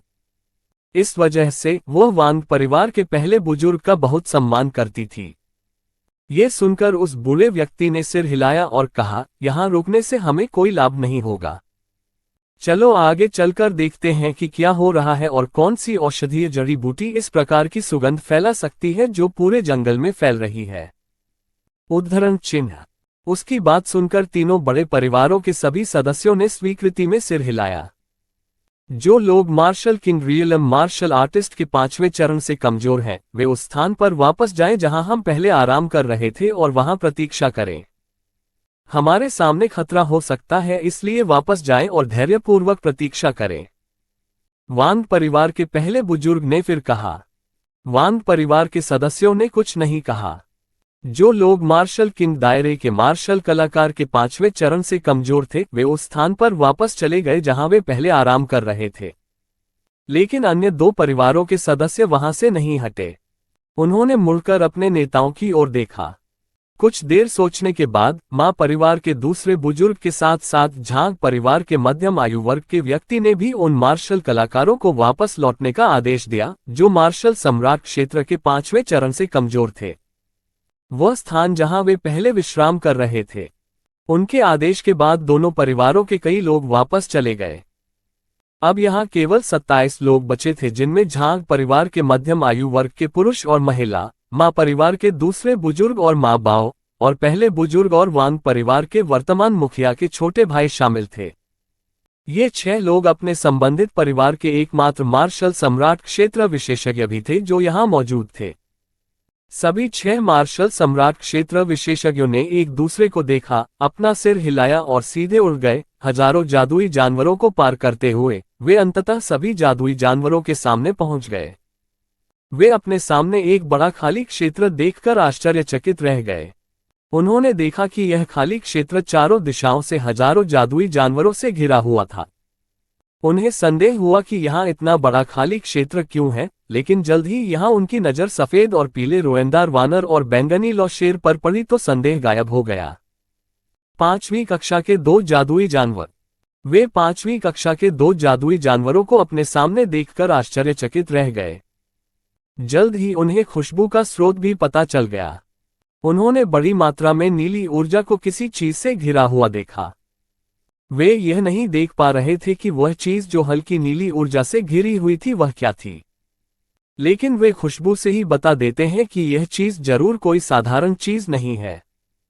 अब क्या करें? माँ बाओ ने घबराते हुए माँ परिवार के दूसरे बुजुर्ग से पूछा। हम इंतजार करेंगे। फिलहाल हम कुछ नहीं कर सकते। आइए उस हल्की नीली ऊर्जा के गायब होने का इंतजार करें। हल्की नीली ऊर्जा के गायब होने के बाद हम अपना कदम उठाएंगे। हम पहले आओ पहले पाओ के नियम का पालन करेंगे। कोई भी जो कर सकता है पहले उस चीज को हासिल करो जो हल्की नीली ऊर्जा से घिरी हुई है, उसे अपने पास रखूंगा और दोबारा कोई हमला नहीं करेगा। ये वांग परिवार के पहले बुजुर्ग थे जिन्होंने ये कहा था। उसकी बात सुनकर अन्य 5 मार्शल सम्राट दायरे के मार्शल कलाकारों ने अपना सिर हिलाया। मौजूदा स्थिति में यह नियम बिल्कुल सही है और इससे उनका ज्यादा समय भी बर्बाद नहीं होगा। आखिरकार उन्हें भी क्लाउड स्मोक फॉरेस्ट में जाना होगा ताकि वे खजाना हासिल कर सके जो पैदा होने वाला है। उन्होंने पीछे मुड़कर लोगों की ओर देखा। उन सभी ने भी स्वीकृति में सिर हिलाया। अब नियम तय हो गया। जो कोई भी हल्के नीले रंग की ऊर्जा में लिपटी हुई चीज को अपने हाथ में ले सकता है, वह उसे अपने पास रख सकता है और किसी को भी उस व्यक्ति पर दोबारा हमला करने की अनुमति नहीं होगी। निस्संदेह इससे पहले कि कोई उस चीज को प्राप्त कर सके, वे एक दूसरे से लड़ेंगे जिससे एक बहुत ही अजीब सुगंध निकल रही थी जो 100 माउंटेन रेंज के पूरे जंगल में फैल रही थी। और ऐसा नहीं था कि जो कोई भी औषधीय जड़ी बूटी प्राप्त कर सकता है वह इसे अपने पास रखेगा। नहीं, ऐसा नहीं था। ये नियम केवल अन्य 2 परिवारों के सदस्यों को आक्रमण करने से रोकने के लिए था। जो कोई भी औषधीय जड़ी बूटी प्राप्त कर सकता है उसे उस जड़ी बूटी को अपने संबंधित समूह के नेता को देना होगा और अपने परिवार में योगदान देना होगा। ये सिर्फ उनकी रणनीति की समझ थी और उन्हें इसे जोर से कहने की कोई जरूरत नहीं थी। वे सभी पहले से ही बहुत चतुर और धूर्त थे। अब वे केवल हल्की नीली ऊर्जा के गायब होने की प्रतीक्षा कर रहे थे। अध्याय 117 ड्रैगन ब्लड ईगल। ये जियाओ, जो एक पेड़ के ऊपर अनगिनत पत्तियों के बीच छिपा हुआ था, ने यहाँ जो कुछ भी हुआ वह सब देखा। उन्होंने देखा कि कैसे 3 परिवारों के सदस्य यहाँ आकर आपस में कुछ बातचीत कर रहे हैं। उसके बाद वे सभी शांत हो गए और वे भी हजारों जादुई जानवरों की तरह इंतजार करने लगे। ये सचमुच बहुत अजीब दृश्य था जहाँ हजारों जादुई जानवर और 27 इंसान एक साथ खड़े थे। लेकिन सबसे अजीब बात यह थी कि उनमें से कोई भी एक दूसरे की तरफ नहीं देख रहा था। वे एक दूसरे के अस्तित्व को नजरअंदाज कर रहे थे। उन सभी की निगाहें हल्के नीले रंग की ऊर्जा पर टिकी थी जो हल्के नीले रंग के फूल को ढक रही थी। वे हल्के नीले रंग की ऊर्जा के गायब होने की प्रतीक्षा कर रहे थे ताकि वे उस हल्के नीले रंग के फूल को प्राप्त कर सकें। ये जियाओ ने नीचे आने की हिम्मत नहीं की। वह जानता था कि जब हल्की नीली ऊर्जा लुप्त हो जाएगी तो यहाँ खून खराबा हो जाएगा। ये जगह युद्ध का मैदान बन जाएगी। न केवल वे 27 लोग हल्के नीले रंग के फूल के लिए एक दूसरे से लड़ेंगे, बल्कि ये हजारों जादुई जानवर भी उसी औषधीय जड़ी बूटी के लिए एक दूसरे से प्रतिस्पर्धा करेंगे। वह ओरिजिन कोर दायरे के चौथे चरण में केवल एक मार्शल कलाकार था। उसके लिए इन हजारों जादुई जानवरों और 27 इंसानों से मुकाबला करना असंभव है। हजारों जादुई जानवरों और 21 इंसानों, सफेद और पीले बालों वाले वानर और बैंगनी लौ शेर के साथ साथ उन 6 लोगों को एक तरफ रखते हुए, जो एक ऐसी आभा दे रहे थे जो किसी भी तरह से 5वीं कक्षा के जादुई जानवरों से कमतर नहीं थी। ये जियो को सैकड़ों बार मारने के लिए अकेले ही काफी थे। वह जानता था कि वह उस हल्के नीले रंग के फूल पर हाथ नहीं डाल सकता जो अभी भी पूरे जंगल में अपनी खुशबू फैला रहा है। ये जियाओ डरा हुआ था लेकिन वह बहुत उत्साहित भी था। ये पहली बार था जब उसने एक ही स्थान पर हजारों जादुई जानवर देखे। वह इन हजारों जादुई जानवरों की वजह से डरा हुआ था और वह एक चीज की वजह से उत्साहित था और वह चीज भी ये हजारों जादुई जानवर थे। उसने सोचा कि वह इन जानवरों के बीच लड़ाई का फायदा उठाएगा। भले ही वह हल्के नीले रंग का फूल न पा सके, कम से कम वह जादुई जानवरों की सैकड़ों लाशें तो प्राप्त कर ही सकता है।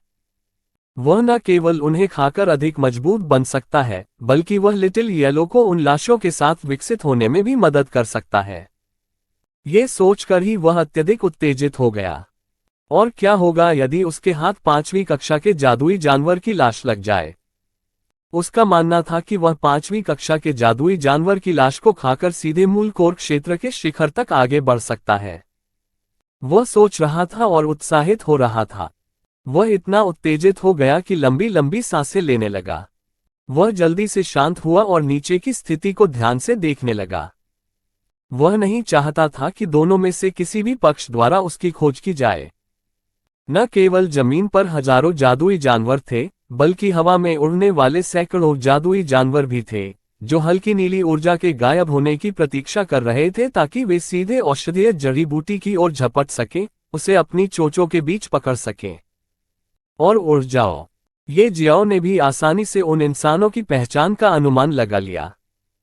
पहले जब उसने झांग परिवार के सदस्यों को देखा तो उसे केवल यह महसूस हुआ कि मार्शल सम्राट दायरे में केवल मध्यम आयु वर्ग के पुरुष और महिला थे, लेकिन यहाँ वह महसूस कर सकता है कि 2 मध्यम आयु वर्ग के अलावा अन्य 4 लोग भी थे।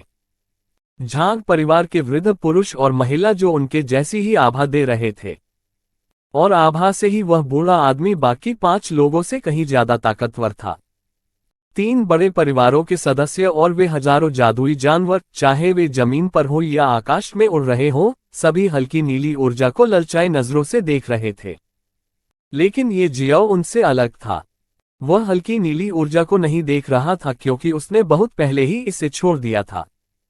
वह जानता था कि वह इसे प्राप्त करने में असमर्थ है, तो वह उस हल्के नीले रंग के फूल को प्राप्त करने का उपाय सोचने में अपना समय क्यों बर्बाद करेगा। वह उन हजारों जादुई जानवरों को लालची नजर से देख रहा था, खासकर उन 2 5वीं कक्षा के जादुई जानवरों को। वह ये भी चाहता था कि 5वीं कक्षा के 2 जादुई जानवर और 6 मार्शल सम्राट दायरे के मार्शल कलाकार एक दूसरे से लड़ें, ताकि अंत में वह सबसे बड़ा विजेता बन सके। इस बात के विचार मात्र से ही वह उत्तेजना से पागल हो रहा था। अवचेतन रूप से उसके मुंह से लार की 2 बूंदें उसके हाथों पर गिर गईं। बकवास। ये जियाओ ने जल्दी से अपने हाथों पर गिरी लार को साफ किया और थूक दिया। वे जादुई जानवर जो यहाँ से बहुत पीछे थे, वे उस जगह के पास आने की कोशिश कर रहे थे जहां से मनमोहक खुशबू फैल रही थी, लेकिन वे कुछ भी करने में असमर्थ थे क्योंकि यहाँ पहले से ही इतने सारे जादुई जानवर मौजूद थे कि उन बड़े जादुई जानवरों की बात तो दूर, एक छोटे बच्चे के आने की भी जगह नहीं थी। गर्जन गर्जन। खाली जगह के पास जहां हल्की नीली ऊर्जा हल्के नीले रंग के फूल को ढक रही थी, सभी जादुई जानवर और इंसान एक साथ इंतजार कर रहे थे कि अचानक उन्हें कुछ बहुत शक्तिशाली जादुई जानवरों की भयानक दहाड़ सुनाई दी। कुछ ही समय बाद खाली क्षेत्र के पास 3 और जादुई जानवर दिखाई दिए। वे सभी 5वीं कक्षा के जादुई जानवर थे। एक बड़ा काला भालू था, एक लंबी सफेद शल्क वाली छिपकली थी और आखिरी उड़ने वाला जादुई जानवर था जिसे ड्रैगन ब्लड ईगल के नाम से जाना जाता था। ड्रैगन ब्लड ईगल एक बहुत शक्तिशाली जादुई जानवर था। ऐसा कहा जाता है कि ड्रैगन ब्लड ईगल्स को ड्रैगन ईगल के नाम से जाना जाता है क्योंकि उनके भीतर ड्रैगन की रक्तरेखा होती है और उनका शरीर ईगल्स का होता है। उनमें बहुत अधिक क्षमता है। ऐसा कहा जाता है कि जब ड्रैगन ईगल का जन्म होता है तो उसके पास पहले से ही एक मार्शल किंग क्षेत्र के बराबर ताकत होती है। इसका मतलब है कि ड्रैगन ब्लड ईगल्स 4थी श्रेणी के जादुई जानवरों के रूप में पैदा हुए हैं। यहाँ 5वीं कक्षा के सभी 5 जादुई जानवरों में से ये ड्रैगन ब्लड ईगल निश्चित रूप से दूसरों की तुलना में सबसे मजबूत और अधिक भयानक था। यह न सिर्फ जमीन पर लड़ सकता है, बल्कि आसमान में उड़कर ऊपर से हमला भी कर सकता है। 5वीं कक्षा के 3 और जादुई जानवरों को देखकर सभी 6 मार्शल सम्राट क्षेत्र विशेषज्ञों ने अपनी भौहें सिकोड़ ली। ऐसा लगता है कि उस औषधीय जड़ी बूटी को प्राप्त करना जितना हमने सोचा था उससे कहीं अधिक कठिन है। वांग परिवार के वर्तमान मुखिया के छोटे भाई ने आह भरते हुए कहा।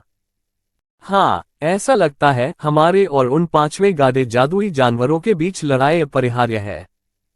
इन 5 जादुई जानवरों को छोड़कर अन्य जादुई जानवरों से डरने की कोई बात नहीं है।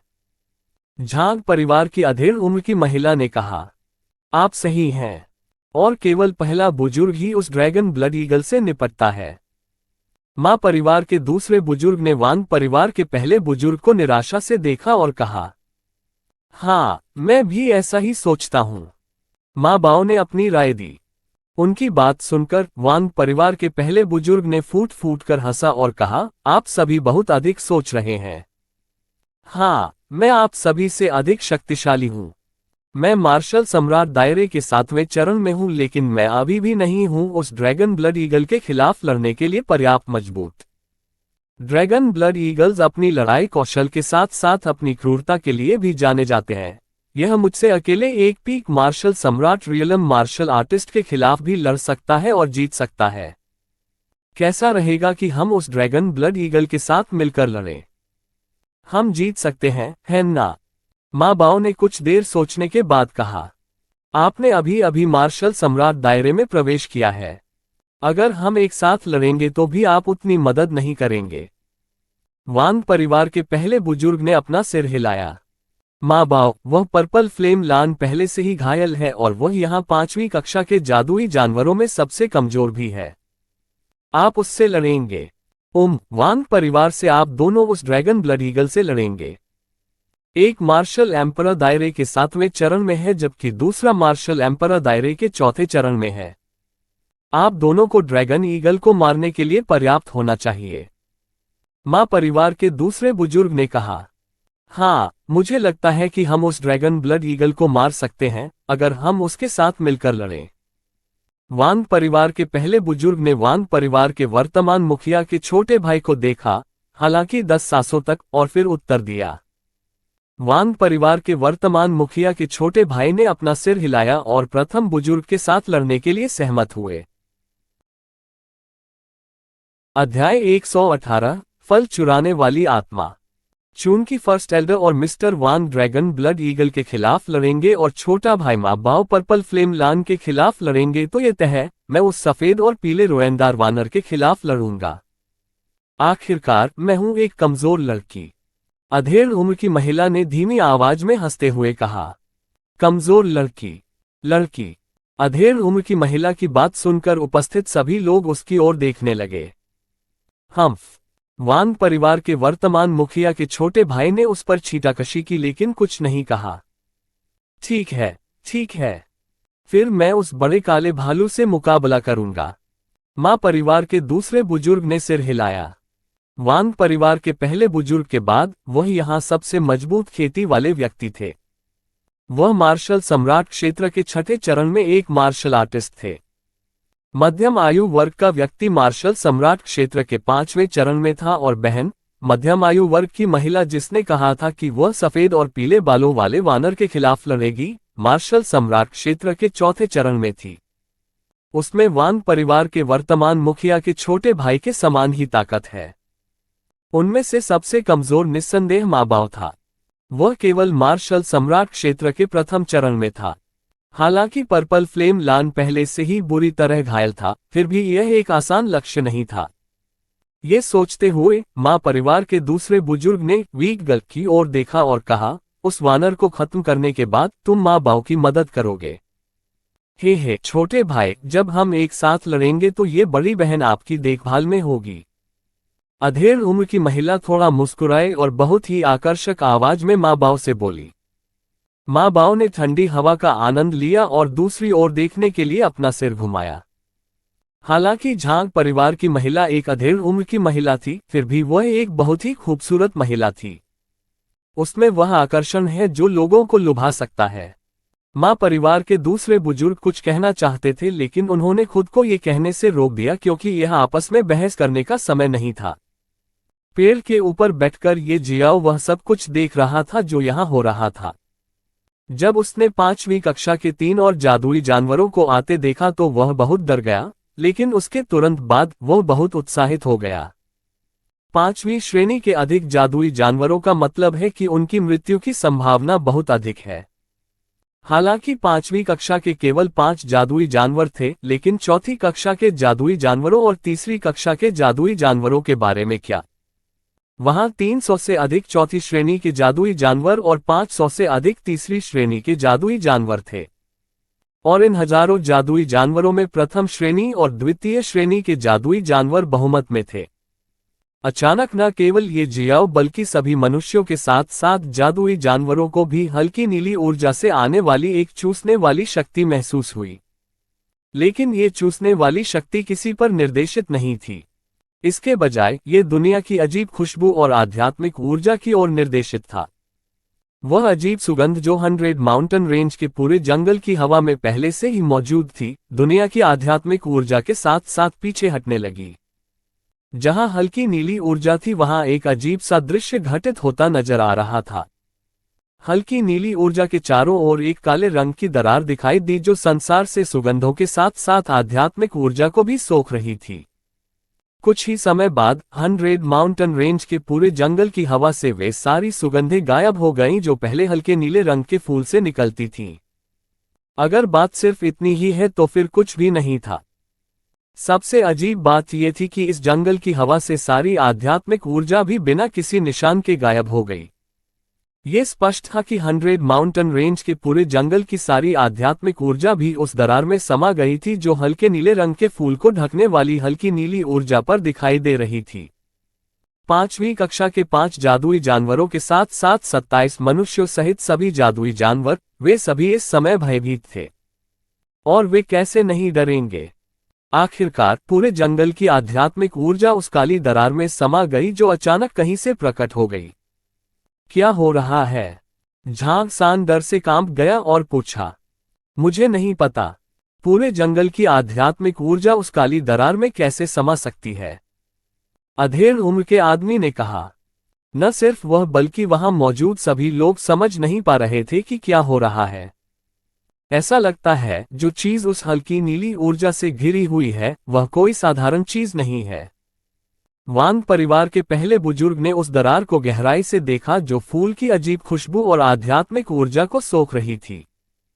हाँ, और कौन जानता है कि जो लोग 100 माउंटेन रेंज के बाहर हैं वे 100 माउंटेन रेंज के जंगल के अंदर हो रहे बदलावों को महसूस कर सकते हैं या नहीं। माँ परिवार के दूसरे बुजुर्ग ने भी हवा में लंबी सांस लेते हुए कहा। उपस्थित सभी लोगों ने चिंता में सिर हिलाया। जब सारी आध्यात्मिक ऊर्जा और हल्के नीले रंग के फूल की अजीब खुशबू को चूस लिया गया तो वह काली दरार भी बिना कोई निशान छोड़े गायब हो गई। इसके बाद एक बार फिर कुछ अजीब सा सामने आया। हल्के नीले रंग की ऊर्जा पर कई दरारें दिखाई दी। हल्की नीली ऊर्जा ही एकमात्र ऐसी ऊर्जा थी जो हल्के नीले रंग के फूल के लिए सुरक्षा कवच के रूप में प्रकट हुई। अब इस सुरक्षा कवच पर दरारें आ गईं। ये गायब नहीं हुआ जैसा कि दूसरों ने सोचा था।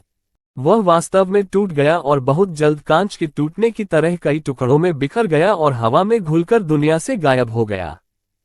जब हल्की नीली ऊर्जा बिखरकर गायब हो गई तो सबके सामने जो दिखाई दिया वो गहरे नीले रंग का एक गोल फल था। हल्के नीले रंग के फूल का नामो निशान भी नहीं बचा था जिसे देखा जा सके। ये फल देखने में बहुत ही अजीब लग रहा था। इसका रंग गहरा नीला था और यह बहुत छोटा था, इतना छोटा कि किसी वयस्क की मुट्ठी में छिप जाए। और जो अजीब बात थी वह ये थी कि इस फल की सतह पर एक अजीब सा पैटर्न था। ये है आत्मा चुराने वाला फल। ये जियाओ उस फल को देखकर हैरान रह गया जो हल्की नीली ऊर्जा के टूटने और गायब होने के बाद प्रकट हुआ था। पहले वह स्पष्ट रूप से ये देखने में असमर्थ था कि 5वीं कक्षा के 2 जादुई जानवरों और उनके बीच में छोटी झाड़ियों के कारण हल्के नीले रंग का फूल कैसा दिखता था, वह छिपा हुआ था। अब जब वह पेड़ के शीर्ष पर था तो वह स्पष्ट रूप से देख सकता था कि फल कैसा दिख रहा था जो उस स्थान पर दिखाई दे रहा था जहां पहले हल्के नीले रंग का फूल था। जैसे ही उसने गहरे नीले रंग का फल देखा जिसकी सतह पर एक अजीब पैटर्न था, उसने तुरंत उसे पहचान लिया। यह एक आत्मा चुराने वाला फल था। जैसा कि नाम से पता चलता है, स्पिरिट स्टीलिंग फ्रूट एक ऐसा फल था जो स्पिरिट एनर्जी चुराता है। लेकिन ये फल में बदलने से पहले और किसी जीवित चीज द्वारा निगले जाने के बाद दुनिया से आध्यात्मिक ऊर्जा चुरा लेता है। यह एक अत्यंत दुर्लभ आध्यात्मिक फल है। आत्मा चुराने वाला फल प्रत्येक लाख वर्ष में केवल एक बार पैदा होता है। ये फल प्राचीन काल से ही दुर्लभ है और अब यह अत्यंत दुर्लभ हो गया है। प्राचीन पिल भगवान से उसे इस फल के बारे में जो जानकारी मिली उससे वह अच्छी तरह समझ गया कि यह फल वास्तव में कितना महत्वपूर्ण और स्वर्ग विरोधी है। ऐसा कहा जाता है कि यह संसार की आध्यात्मिक ऊर्जा को चुराने के बाद परिपक्व होता है। ये दुनिया से आध्यात्मिक ऊर्जा को इस हद तक चुरा लेता है कि 1 वर्ष के बाद भी जहां ये फल पैदा होता है वहां के 10,000 मीटर के दायरे में आत्मा ऊर्जा का लौटना लगभग असंभव है। केवल इसी से कोई यह अनुमान लगा सकता है कि एक फल में परिवर्तित होने की प्रक्रिया के दौरान आत्मा चुराने वाला फल वास्तव में उस स्थान को अपना केंद्र बिंदु मानकर 10,000 मीटर के दायरे में आत्मा की ऊर्जा चुरा लेता है जहां उसका जन्म हुआ था। इसका मतलब है कि परिपक्व होने के बाद इसमें पहले से ही दुनिया की बहुत बड़ी मात्रा में आध्यात्मिक ऊर्जा शामिल है। इसमें इतनी ऊर्जा होती है कि यदि क्यूई संक्षेपण क्षेत्र के पहले चरण में एक मार्शल कलाकार इस फल को खा ले तो वह लगातार सफलता प्राप्त कर सकता है, सीधे आगे बढ़ सकता है और कम से कम मूल कोर क्षेत्र के शिखर पर एक मार्शल कलाकार बन सकता है। यहां तक कि किसी के लिए सीधे martial king realm martial artist बनने का भी मौका है, कम से कम पर। इसका मतलब यह है कि इसे निगलने के बाद कोई मार्शल सम्राट क्षेत्र में भी आगे बढ़ सकता है, और यदि कोई मार्शल सम्राट क्षेत्र का मार्शल आर्टिस्ट इससे निगल जाता है तो उसके लिए कम से कम मार्शल पूर्वज क्षेत्र के शिखर तक आगे बढ़ना तय है। और कोई भी यह सब उस आध्यात्मिक ऊर्जा से प्राप्त कर सकता है जो इस फल में पहले से मौजूद है। अध्याय 119 छठी कक्षा का जादुई जानवर। जैसा कि पहले बताया गया है, आत्मा चोरी करने वाला फल दुनिया से कुल 2 बार आध्यात्मिक ऊर्जा चुराता है। पहली बार जब यह फल में तब्दील हो रहा होता है और दूसरी बार जब इसे कोई जीवित चीज निगल लेती है। इसका मतलब है जब कोई स्पिरिट स्टेलिंग फल निगलता है तो यह एक बार फिर 10,000 मीटर के दायरे में दुनिया से स्पिरिट ऊर्जा चुराना शुरू कर देता है। इसका मतलब यह है कि जो व्यक्ति आत्मा चुराने वाले फल को निगलता है वह पहले से मौजूद आत्मा ऊर्जा की 2 गुनी मात्रा प्राप्त कर सकता है। इतनी ऊर्जा से कोई अपनी साधना में कितना आगे बढ़ सकता है। ऊर्जा की 2 गुनी मात्रा के साथ जो इसमें पहले से मौजूद है, क्यूई संक्षेपण क्षेत्र का पहला चरण मार्शल कलाकार सीधे आगे बढ़ सकता है और मार्शल सम्राट क्षेत्र के शिखर पर एक मार्शल कलाकार बन सकता है, या वे मार्शल पूर्वज में अपना पैर भी रख सकते हैं क्षेत्र। और यह स्पिरिट चुराने वाले फल का सबसे मजबूत बिंदु नहीं था। स्पिरिट चुराने वाले फल का सबसे मजबूत बिंदु यह है कि इसका थोड़ा सा भी प्रभाव या प्रतिक्रिया नहीं होती है। जब कोई इस फल को निगलकर बाहर निकलेगा तो उसकी नींव कमजोर होने की बजाय पहले से भी ज्यादा मजबूत हो जाएगी। मुझे यह आत्मा चुराने वाला फल अवश्य प्राप्त करना चाहिए। ये जियाओ की आंखें जोश से जल उठी। वह इस तरह के खजाने को अपने हाथ से कैसे जाने दे सकता है। उसे चाहे कुछ भी हो, आत्मा चुराने वाला फल प्राप्त करना ही होगा। उसने तुरंत फल चुराने वाली आत्मा के लिए लड़ने का फैसला किया। भले ही स्पिरिट चुराने वाले फल पर हाथ डालने की प्रक्रिया के दौरान वह बुरी तरह से घायल हो जाए, उसे इसकी परवाह नहीं थी। चाहे उसे कोई भी कीमत चुकानी पड़े, उसे वह फल प्राप्त करना ही है। वह किस प्रकार का फल है? ये जियाओ अभी भी सोच रहा था कि आत्मा चुराने वाले फल को कैसे प्राप्त किया जाए, जब उसने अचानक एक प्रश्न सुना जो वांग परिवार के एक सदस्य द्वारा पूछा गया था। ये जियाओ ने उन लोगों की ओर देखा। मुझे नहीं पता, लेकिन क्या ये फल पूरे 100 माउंटेन रेंज के सभी जादुई जानवरों को यहाँ आकर इसके लिए लड़ने दे सकता है? ये फल निश्चित रूप से एक साधारण फल नहीं है। शायद इसका मूल्य प्राकृतिक रूप से पैदा हुए फल के लगभग बराबर है। खजाने और हथियार ठीक उस चीज की तरह जो कल पैदा होने वाली है। वांग परिवार के पहले बुजुर्ग ने कहा, क्या इसका मूल्य लगभग प्राकृतिक रूप से जन्मे खजाने के बराबर है? माँ बाओ, जो माँ परिवार के दूसरे बुजुर्ग के पास खड़े थे, ये सुनकर आश्चर्य से बोले, ये जानने की जरूरत है कि प्राकृतिक रूप से पैदा हुआ खजाना और हथियार कुछ ऐसी चीजें हैं जो स्पिरिट रैंक के किसी भी खजाने से कहीं बेहतर हैं। जिस खजाने को स्पिरिट रैंक से भी ऊपर स्थान दिया गया है उसे रहस्यमय रैंक खजाने के रूप में जाना जाता है, और प्राकृतिक रूप से जन्मे खजाने रहस्यमय रैंक खजाने के रूप में पैदा होते हैं। रहस्यमय रैंक के खजाने को 4 ग्रेड में बांटा गया है। ये ग्रेड निम्न ग्रेड, मध्यम ग्रेड, उच्च ग्रेड और शीर्ष ग्रेड हैं। तो जो खजाने प्राकृतिक रूप से पैदा होते हैं वे कम से कम निम्न श्रेणी के रहस्यमय रैंक के खजाने हैं। और वांग परिवार के पहले बुजुर्ग वास्तव में कह रहे हैं कि उनके सामने इस फल का मूल्य वास्तव में प्राकृतिक रूप से पैदा हुए खजाने के बराबर है। क्या ये बहुत डरावना नहीं है? वे यहाँ उस खजाने के लिए प्रतिस्पर्धा करने आए थे जो क्लाउड स्मोक 1 के अंदर पैदा होने वाला है, लेकिन अब एक और खजाना है जो लगभग प्राकृतिक रूप से पैदा हुए खजाने के बराबर है, जो 100 माउंटेन रेंज में दिखाई दिया है। जैसे ही वे फल चुराने वाली आत्मा को देखने के लिए मुड़े तो सभी लोगों की सांसें तेज हो गईं। जब ये जियाओ ने ये सुना तो उसने राहत की सांस ली। कम से कम ये लोग इस आत्मा चुराने वाले फल का मूल्य नहीं जानते। फल चुराने वाली आत्मा के मूल्य की बात तो दूर, ये लोग फल चुराने वाली आत्मा के बारे में भी कुछ नहीं जानते। इसका मतलब है उसके पास इन लोगों से आत्मा चुराने वाला फल प्राप्त करने की कुछ संभावनाएं हैं, यदि वे ही यह फल प्राप्त करते हैं। गर्जन गर्जन। अचानक दो और भी भयानक दहाड़ें पूरे जंगल में गूंज उठी।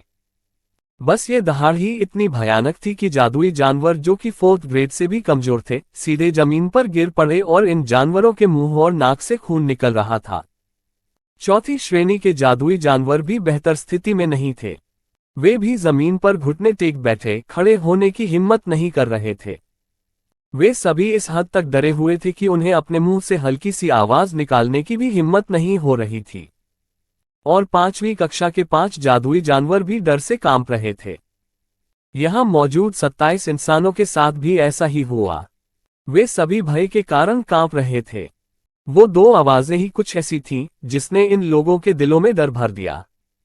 ये जियाओ की स्थिति भी नीचे के जानवरों के समान थी।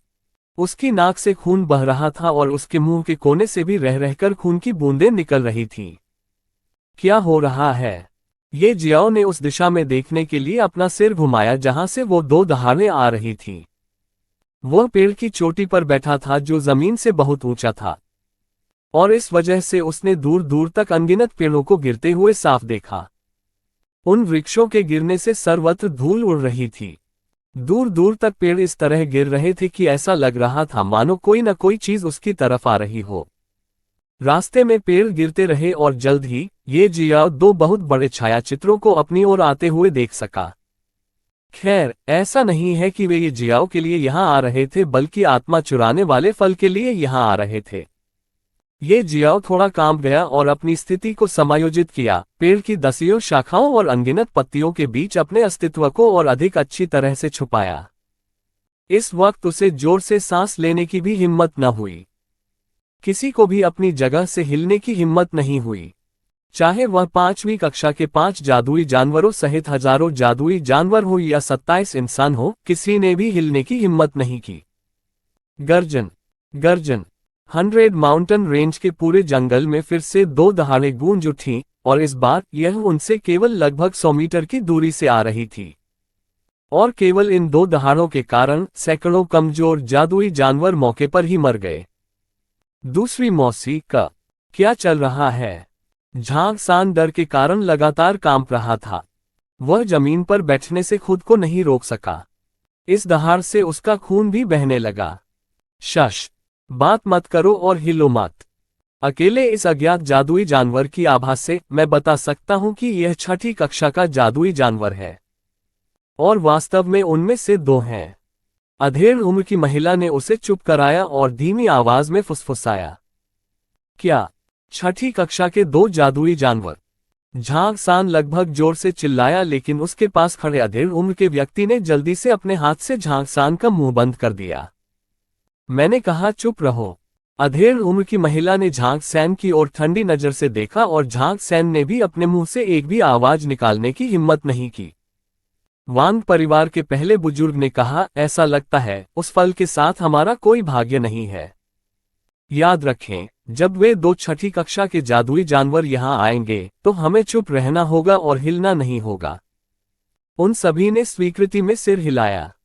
हिलने की हिम्मत किस में है? केवल एक मूर्ख ही 6ठी कक्षा के जादुई जानवरों के हाथों मरने के लिए इस समय कोई कदम उठाएगा। कुछ क्षण बाद 2 बड़े जादुई जानवर खाली क्षेत्र में आए।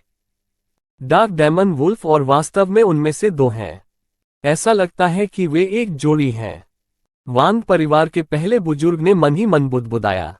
दोनों डार्क डेमन वुल्फ आत्मा चुराने वाले फल के सामने रुके और उसे गहराई से देखा। वाह! इस समय ड्रैगन ब्लड ईगल खुद को नियंत्रित करने में असमर्थ था और तुरंत फल चुराने वाली आत्मा की ओर झपटा। गर्जन। ये देखकर एक डार्क डेमन वुल्फ तुरंत मुड़ा और बिजली की गति से उसने अपने एक पंजे से ड्रैगन ब्लड ईगल की गर्दन को पकड़ लिया। ड्रैगन ब्लड ईगल की गर्दन को पकड़ने के बाद उस डार्क डेमन वुल्फ ने अपना मुंह खोला और ड्रैगन ब्लड ईगल की गर्दन पर काट लिया और उसके सिर को उसके शरीर से अलग कर दिया। ट्र ट्र एक कर्कश ध्वनि के साथ उस डार्क डेमन वुल्फ ने ड्रैगन ब्लड ईगल के सिर को चबाया और उसे निगल लिया। फिर उसने उसके बाकी शरीर को जमीन पर दूर फेंक दिया। गर्जन। ये सब करने के बाद उसने मुड़कर यहाँ मौजूद सभी जादुई जानवरों और इंसानों की तरफ देखा और फिर जोर से दहाड़ा, मानो चेतावनी दे रहा हो कि जो उसका है उसे पाने के बारे में सोचना भी मत, नहीं तो परिणाम बहुत भयानक होंगे। अध्याय 120 परेशानी पैदा करना। ड्रैगन ब्लड ईगल को केवल एक ही चाल में डार्क डेमन वुल्फ द्वारा मार डाला गया। ये देखकर ये जियो सहित यहाँ मौजूद सभी मनुष्यों ने हवा की एक लंबी सांस ली। अत्यंत शक्तिशाली। ये जियाओ इस हद तक हैरान हो गया कि वह लगभग जोर से चिल्लाने लगा, लेकिन उसने आश्चर्य में किसी तरह खुद को जोर से कुछ भी कहने से रोक लिया। फिलहाल ये जगह खतरे से भरी हुई थी। बस एक गलती और खत्म हो जाएगी उसकी जिंदगी। इसलिए उन्होंने खुद पर काबू पाया और शांत हो गए। गर्जन। डार्क डेमन वुल्फ ने एक बार फिर अपना एक पंजा बढ़ाया और सफेद और पीले बालों वाले वानर पर हमला कर दिया। सफेद और पीले बालों वाला वानर डार्क डेमन वुल्फ के हमले से बचना चाहता था, लेकिन डार्क डेमन वुल्फ की गति बहुत तेज थी। वह डार्क डेमन वुल्फ के हमले से बचने में असमर्थ था और डार्क डेमन वुल्फ के पंजे से उसकी छाती फट गई थी। जल्द ही सफेद और पीले बालों वाले वानर का शरीर निर्जीव होकर जमीन पर गिर गया। 5वीं कक्षा के 2 जादुई जानवर डार्क डेमन वुल्फ के हाथों बहुत ही कम समय में मर गए। अगर हम यहाँ रहेंगे तो हम भी मर जाएंगे। चलो अलग अलग दिशाओं में भाग जाएं। माँ परिवार के दूसरे बुजुर्ग ने डार्क डेमन वुल्फ को 5वीं कक्षा के 2 जादुई जानवरों को बेरहमी से मारते हुए देखकर चिल्लाया। इतना कहने के बाद उन्होंने अपने परिवार वालों की तरफ देखा तक नहीं। वह बस घूमा, माँ बाई को संकेत दिया और हजारों जादुई जानवरों की भीड़ में हड़कंप मचाने और दहशत पैदा करने के लिए ताड़का हमला करते हुए वापस उड़ गया। उसका विचार सरल था, जादुई जानवरों की शांति और व्यवस्था को बाधित करना और उनमें दहशत पैदा करना ताकि जादुई जानवर परेशानी पैदा कर सके और वह इस अवसर का उपयोग करते हुए भाग सके। माँ बाई भी पीछे नहीं हटी। उसने वही किया जो माँ परिवार के दूसरे बुजुर्ग ने किया था। भागने की प्रक्रिया के दौरान उसने एक अलग दिशा में भाग रहे जादुई जानवरों की भीड़ पर भी अंधाधुंध हमला किया। फक, चलो चलें। ये देखकर अधेड़ उम्र का आदमी जोर से गाली देने से खुद को नहीं रोक सका। उन्होंने झांग परिवार के सदस्यों को भी भागने को कहा। अपने नेता को बचता देख माँ परिवार के सदस्य भी अलग दिशा में भागने लगे। जल्द ही झांग परिवार के सदस्यों और वांग परिवार के सदस्यों ने इसका अनुसरण किया। उन्होंने भी दूसरे बुजुर्ग और एमे परिवार के वर्तमान मुखिया माँ बाओ के बेटे के समान रणनीति का इस्तेमाल किया। भागते समय उन्होंने जादुई जानवरों के आदेश को भी बाधित कर दिया और उनमें दहशत पैदा कर दी। गर्जन। गर्जन। सभी को भागते हुए देखकर डार्क डेमन वुल्फ में से एक, जो फिर से एक और 5वें गाढ़े जादुई जानवरों पर हमला करने वाला था, गुस्से में दहाड़ने लगा। वह वांग परिवार के एक सदस्य पर झपटा और उसे काट लिया। चकमा न दे पाने के कारण उस आदमी को डार्क डेमन वुल्फ ने जिंदा निगल लिया। उसे अपनी आखिरी चीख निकालने का भी मौका नहीं मिला। दहाड़। दहाड़। गर्जन। इस समय जादुई जानवरों की अनगिनत दहाड़ें सुनाई दी। सभी जादुई जानवर जो अभी भी डार्क डेमन वुल्फ की जोड़ी के कारण यहाँ कांप रहे थे, घबराकर इधर उधर भागने लगे। यहाँ का नजारा पूरी तरह से पशुज्वार जैसा नजर आ रहा था। फर्क सिर्फ इतना है कि पशुज्वार में जादुई जानवर केवल एक ही दिशा में दौड़ते हैं, चाहे उनकी संख्या कितनी भी हो, लेकिन इस जगह पर जादुई जानवर कमजोर जानवरों को अपने पैरों के नीचे कुचलते हुए हर दिशा में दौड़ रहे थे, चाहे वह जादुई जानवर ही क्यों न हो या इंसान। गर्जन। गर्जन। गर्जन। शेष 3 5वीं कक्षा के जादुई जानवरों ने इस स्थिति का फायदा उठाया और फल चुराने वाली आत्मा की ओर एक साथ झपटे। डार्क डेमन वुल्फ में से एक अपने पिछले हमले के कारण स्पिरिट चोरी फल के स्थान से थोड़ा दूर था जब उसने वांग परिवार के एक सदस्य को जिंदा निगल लिया था, लेकिन दूसरा डार्क डेमन वुल्फ अभी भी लड़ाई में शामिल हुए बिना फल चुराने वाली आत्मा की रखवाली कर रहा था। गर्जन। 5वीं कक्षा के 3 जादुई जानवरों को फल चुराने वाली आत्मा की ओर बढ़ते देखकर वह बड़े काले भालू पर दहाड़ने लगी। बस इस दहाड़ के कारण बड़े काले भालू को एक पल के लिए चक्कर आ गया, लेकिन डार्क डेमन वुल्फ के लिए यह पल काफी था। वह पर्पल फ्लेम लान की ओर मुड़ा और प्रकाश की एक काली किरण छोड़ी जो सीधे पर्पल फ्लेम लान के सिर से टकराई, जबकि बड़े काले भालू पर हमला किया जो अभी भी अपने पिछले पैरों में से एक के साथ चक्कर में था। डार्क डेमन वुल्फ का पंजा बड़े काले भालू की गर्दन पर लगा और उसकी गर्दन आधी कट गई। थंग थंग, जमीन पर कुछ गिरने की 2 आवाजें आईं। बड़ा काला भालू और बैंगनी लौ शेर दोनों बेजान होकर जमीन पर गिर पड़े। पर्पल फ्लेम लान और भी अधिक बुरी तरह से मर गया। उसका सिर कहीं दिखाई नहीं दे रहा था। जिस स्थान पर उसका सिर होना चाहिए था वहां से काले धुएं का गुबार निकल रहा था। फिफथ गाड़े जादुई जानवरों के दोनों जीवन को डार्क डेमन वुल्फ ने केवल एक ही हमले में छीन लिया। 5वीं कक्षा का आखिरी जादुई जानवर जो फलों को चुराने वाली आत्मा की ओर झपट रहा था, उसने जल्दी से खुद को रोक लिया और अत्यधिक भय और घबराहट के साथ एक अलग दिशा में भाग गया। दौड़ते समय सफेद स्केल्ड छिपकली ने आखिरी बार अन्य 4-5वीं कक्षा के जादुई जानवरों के शरीर को देखा और फिर वह जंगल में गायब हो गई। डार्क डेमन वुल्फ, जिसने अभी अभी 5वीं कक्षा के 2 जादुई जानवरों की जान ली, उसने सफेद स्केल्ड छिपकली का पीछा नहीं किया। वह बस सफेद स्केल्ड छिपकली की लुप्त होती आकृति को देखता रहा। जब सफेद स्केल्ड छिपकली उसकी नजरों से ओझल हो गई तो इस डार्क डेमन वुल्फ ने ऐसी अभिव्यक्ति की मानो वह व्हाइट स्केल्ड छिपकली पर व्यंग्य कर रहा हो।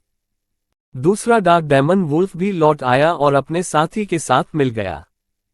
इसने अपने स्वयं के उल्लंघन से 4थी श्रेणी या निचले जादुई जानवरों में से किसी पर हमला नहीं किया।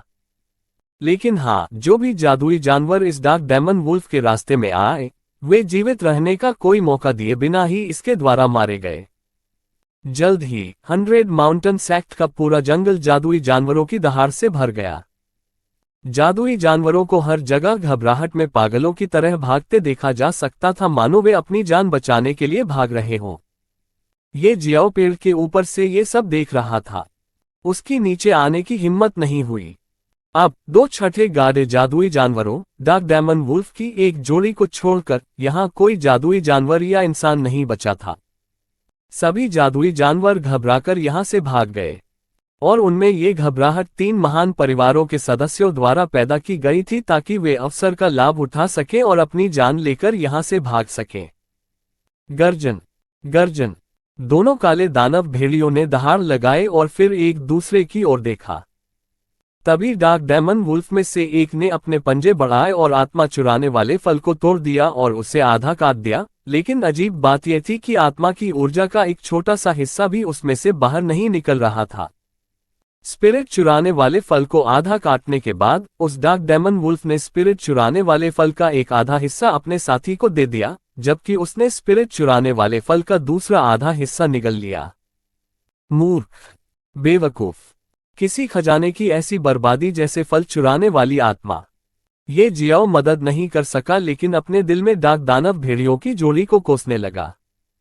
यदि डार्क डेमन वुल्फ थोड़ा मिलनसार और पहुंच योग्य होता तो उसने उनसे कहा होता कि वे एक ऐसी जगह खोजे जहां प्रचुर मात्रा में आत्मा ऊर्जा हो और फिर आत्मा चुराने वाले फल को निगल लें। ऐसा करने से फल चुराने वाली आत्मा ने एक बार फिर से दुनिया से आध्यात्मिक ऊर्जा चुराना शुरू कर दिया होगा और डार्क दानव भेड़ियों की जोड़ी को पूरे आत्मा चोरी करने वाले फल को निगलने का लाभ प्राप्त होगा। लेकिन यहाँ 100 माउंटेन रेंज के जंगल की हवा में पहले से ही कोई आध्यात्मिक ऊर्जा नहीं बची थी। तो एक अर्थ में इस तरह की स्थिति में इन 2 छठी कक्षा के जादुई जानवरों द्वारा निगल लिया जाना फल चुराने वाली आत्मा जैसे खजाने की बर्बादी थी। लेकिन ये जियो क्या कर सकता है? वह केवल 2 डार्क दानव भेड़ियों को इस तरह से आत्मा चुराने वाले फल को निगलते हुए देख सकता है और कुछ नहीं कर सकता। फल चुराने वाली आत्मा को निगलने के बाद आध्यात्मिक ऊर्जा तुरंत उनके शरीर के भीतर विस्फोटित हो गई। बहुत जल्द ये जियो ने देखा कि दोनों डार्क दानव भेड़ियों के शरीर चमकने लगे और उनके शरीर का आकार भी बढ़ने लगा। गर्जन गर्जन, दोनों काले दानव भेड़ियों ने आसमान की ओर देखते हुए अपना सिर उठाते हुए दहाड़ लगाए और उसके तुरंत बाद उनके शरीर से बहुत बड़ी मात्रा में बहुत ही भयानक आभा निकली जिसने लगभग पूरे जंगल को घेर लिया।